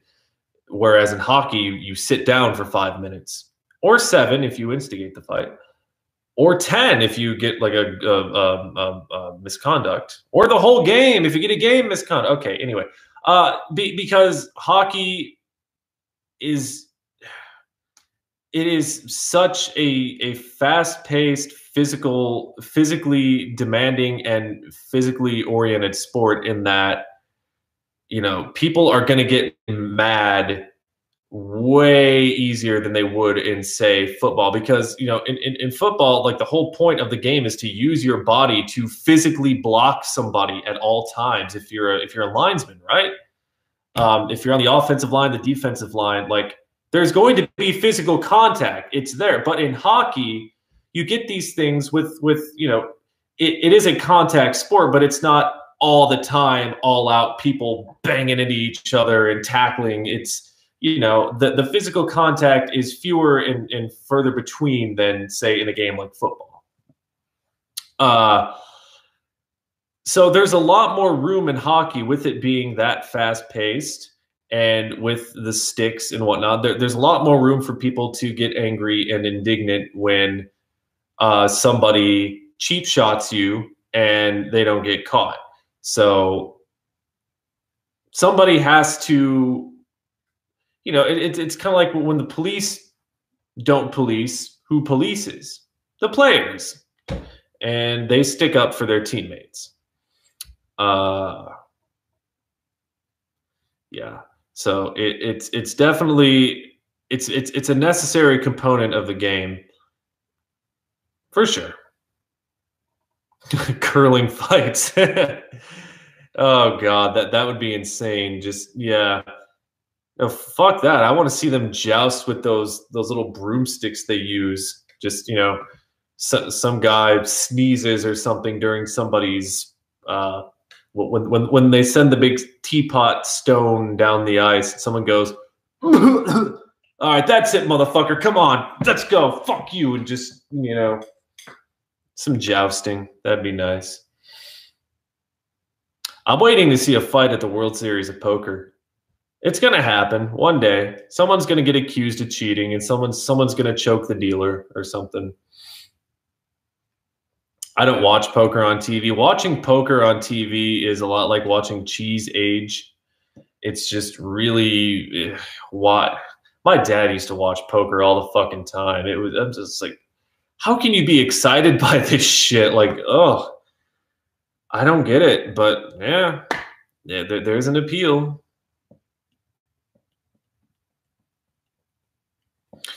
I don't watch New Japan Wrestling as much as I should be, because I really do like the strong style. I was absolutely enamored with last year's G1. I had New Japan World, and I watched virtually all of the G1 climax last year, and it's coming up again this year if it's not already in swing. But no, I don't really keep up with it.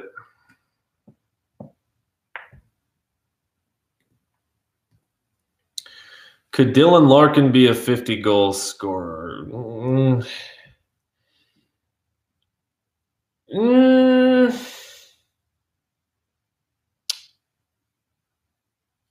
I don't know. Dylan Larkin, I'm going to sound really stupid here, but when I think of goal scorers on the Red Wings, I think of people like Anthony Mantha, Athanasiou. Dylan Larkin to me seems like more of a playmaker who has a decent shot, but I think that somebody like Mantha or Athanasiou would be he would probably out Apple them. He'd probably out assist those guys, but I think that they would score 50 goals before he would.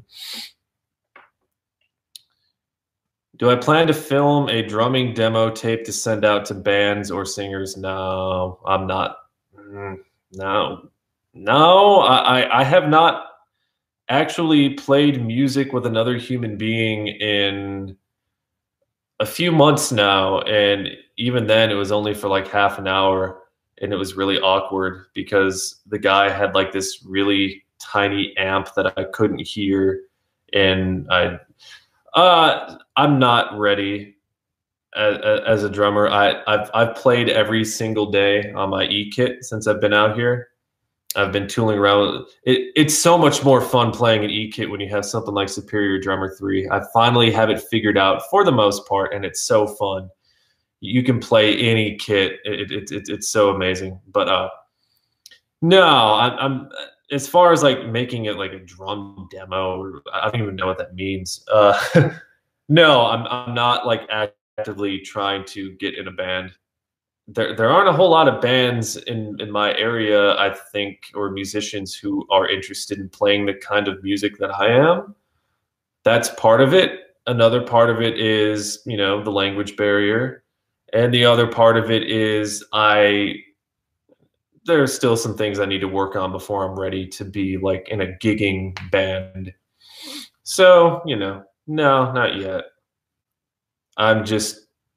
It would be nice to play with other musicians every now and again. I definitely have the fucking space for it. In fact, the rehearsal room that I have is too big. Too big. So yeah, eventually with time.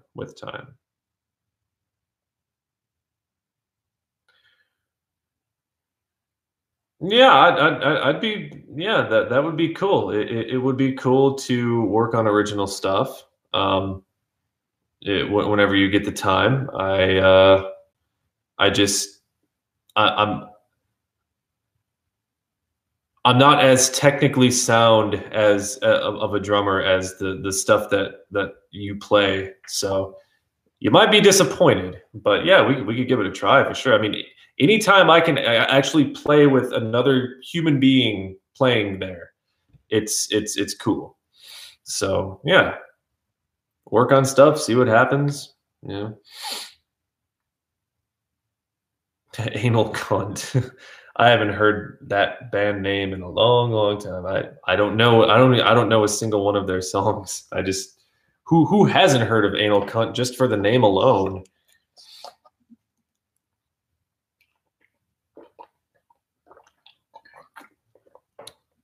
And if I were to ever gig live, I would I would definitely probably strip my kit down a little bit, because as it stands right now, I have 7 toms, including a gigantic ass fucking 18-inch floor tom. My bass drum is 24 inches.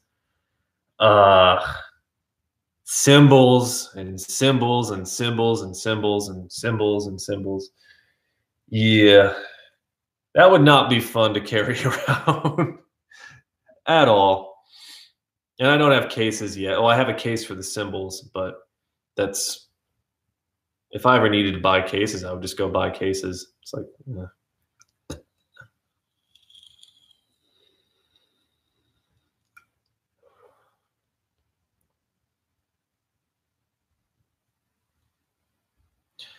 Yeah, and it's fine because I'm totally okay with playing on a 2 piece, or like not 2 piece. What the fuck am I saying? On a 2 tom configuration, 1 up, 1 down. But even my E kit, I mean, Jesus Christ, look at this shit. I hope I don't lose connection by doing this. I will take you to where I play my electronic drums. Watch your step. Yeah.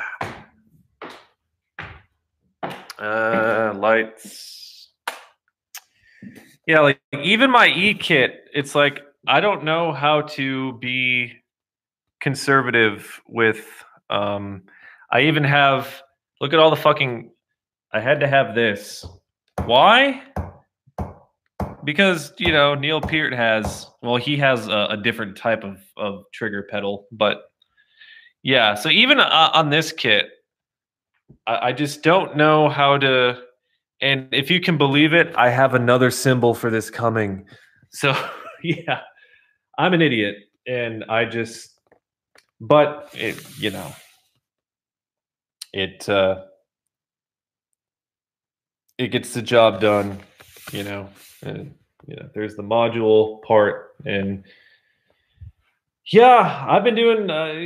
I noticed that I feel when it I can't see where the okay there it is. I don't know if you can see the twin pedals there, but I feel a lot more comfortable with them configured that way, a bit wider.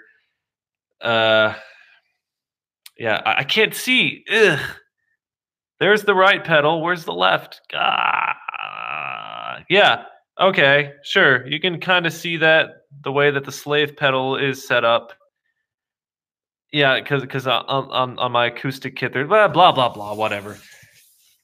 Basically, yeah. So yeah, this is like the loft area of this cottage. So yeah, this is see when I play, I get a nice view of the lake. And it's calming and refreshing, and it's you know but it's not an acoustic kit still, you know. It's got, you know, the you're not going to be able to hear shit, unfortunately, or fortunately maybe, but like I can't stand the sound of the stock toms on this thing, so that's why I'm sort of glad that I invested in Superior Drummer 3, because it takes any electronic kit and makes it sound oh so sweet with all the things you can do. I can't hear shit. Oh, it's because I have.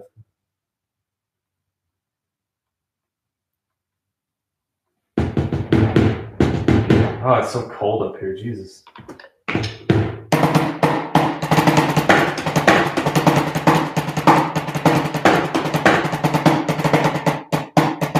Yeah, the toms just. I was playing with Superior Drummer earlier, and the tom sounds so much better on Superior Drummer. But with the TD50, even you would think with what they charge for this thing, they would make the toms sound somewhat more realistic. Nope, not at all. But you know, yeah, yeah.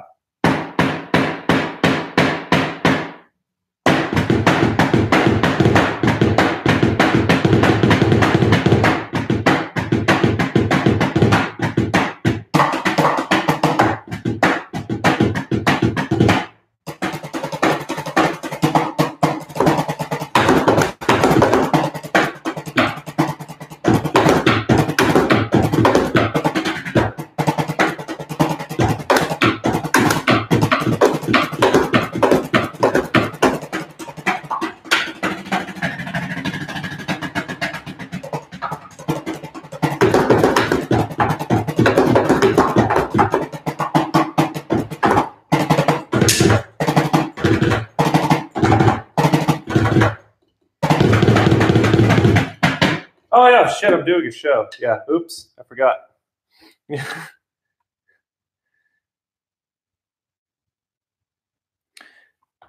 Oh yeah, it sounds like shit. Yeah, you can't hear anything, silly. But no, they probably do sound like shit, even if you can't hear them through my headphones. Because for some reason, I have a gong sound set to my trigger pedal here. I don't know why.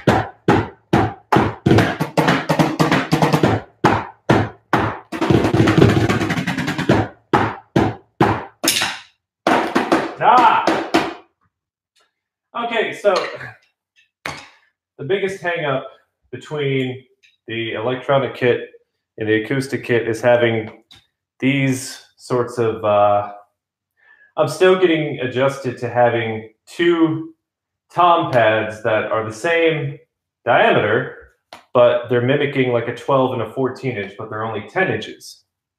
I don't even know what I'm doing.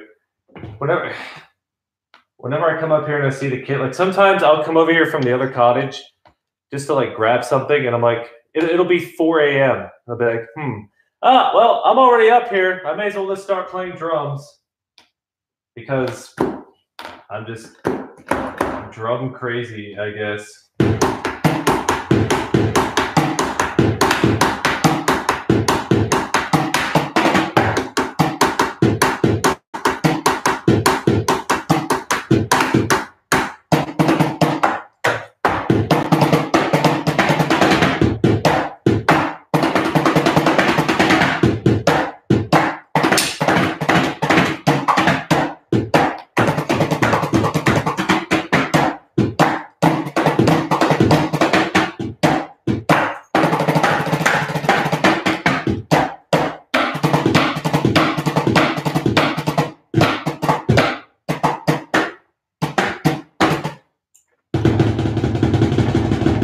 Yeah, the bass drums sound like shit.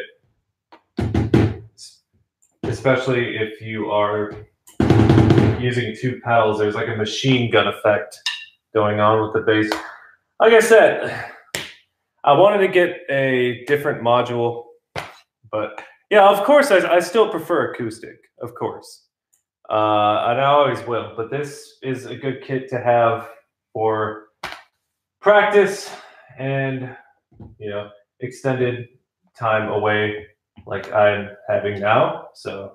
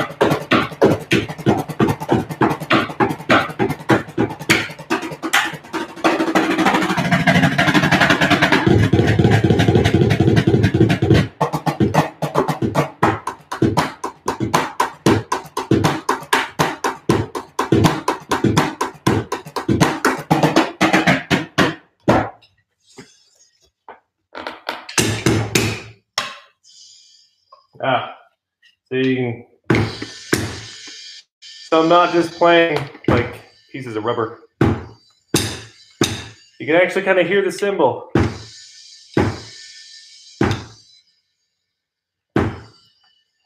Do the manly thing already and replace your kick samples with cowbells and the toms with dog barks. That would be interesting. I was thinking of replacing the toms with farts. You know, I was taking the SD card, loading it up with farts, and then I could just like play a fart solo.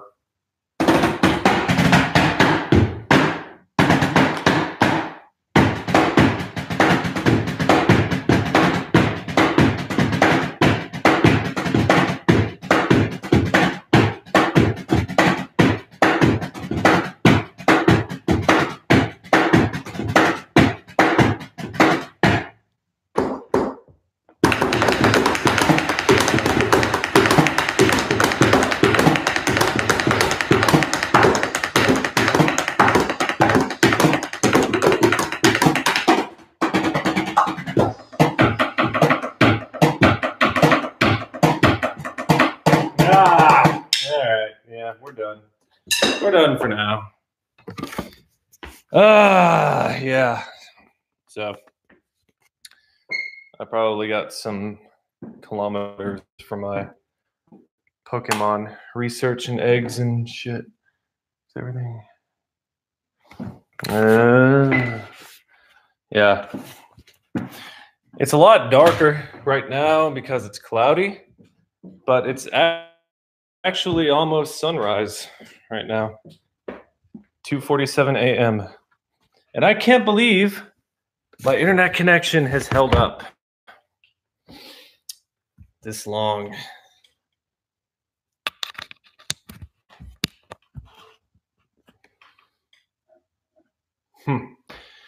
Yeah, well, even if I had an acoustic kit, if I lived out here year round, maybe around the summertime, I'd get complaints if I played.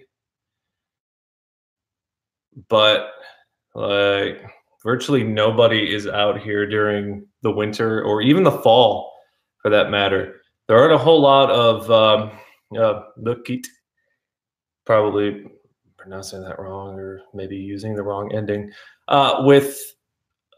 that are made for the winter. Most of them around here are the summer, but these cottages, on the other hand, are like year round. So you could technically live here year round.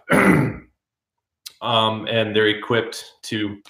The only problem is they don't maintain the quote unquote roads during the winter around here very well. So.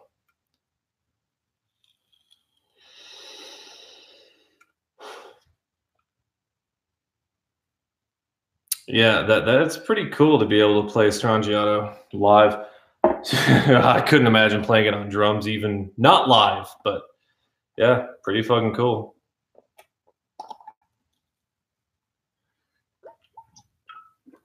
Because I've never tried to live stream an electronic drum kit before, and I really don't want to hassle with it right now.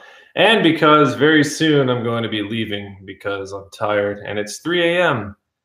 and the sun is rising. Yay! Well, the sun is already pretty much over the horizon.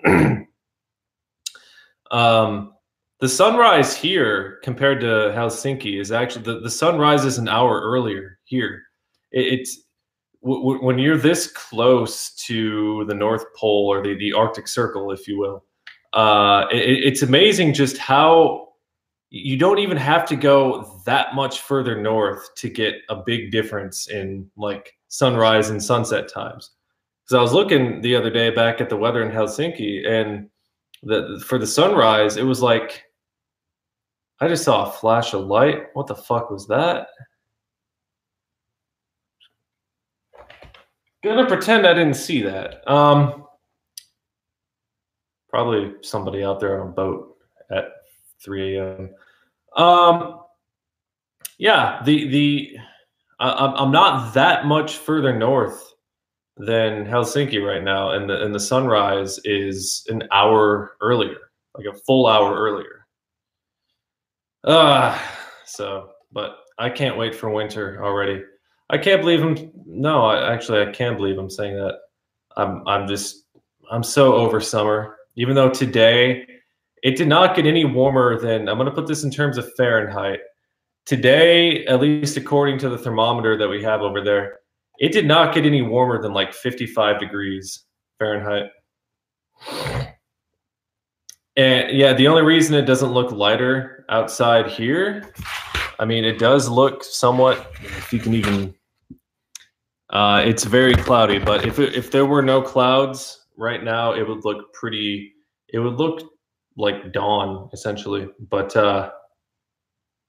what was I saying before that? Yeah,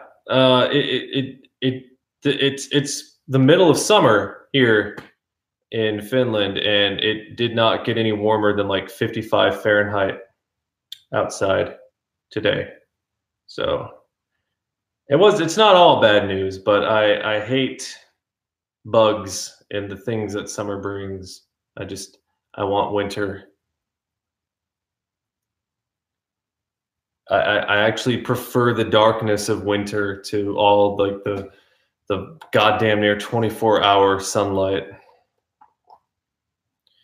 In fact, here it is pretty much you have sunlight in this part of Finland because even in Helsinki, even during midsummer, the sun.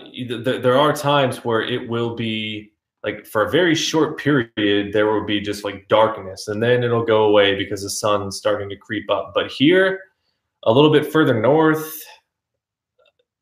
like unless there's like heavy cloud, even with heavy clouds, you can still see sunlight. It's still there. It's just not above the horizon.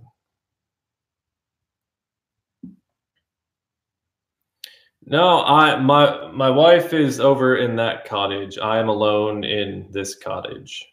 So yeah, technically right here I'm alone, but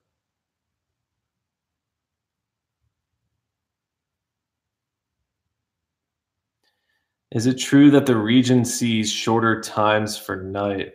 Ooh, I don't know what you mean by that. In the summertime, I mean, yeah, that it's midnight sun. I'm sure you've heard of that. Yeah, there are some parts of the world where, for at least a month, the sun never actually like dips beneath the horizon. I mean, obviously, but here it does set. Technically, there is a sunset even in summer, but you can still see a lot of sunlight.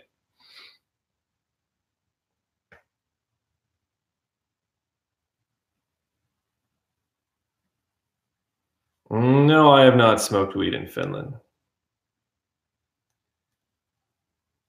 Between the time the sun rises and sets. The time between the sun rises and sets. I must be really tired because I'm not. And the sky goes dark. Yeah. Okay. In the winter, it's the opposite. It's the sun you'll have like 4 hours of daylight if you're lucky. But again, it's also dependent on where you are in Finland. If you're like really far north, then you'll have like maybe 2 hours of daylight. If you're in Helsinki, you'll have 4 or 5 hours of daylight in the winter. But in the summertime, you'll have like 20 hours of sunlight where the sun is like 5 or so degrees above the horizon, and then it'll sink a little lower, but you'll still see light, So yeah, it's a consequence of being closer to the Arctic Circle. And midsummer has come and gone, and now the days are just getting shorter.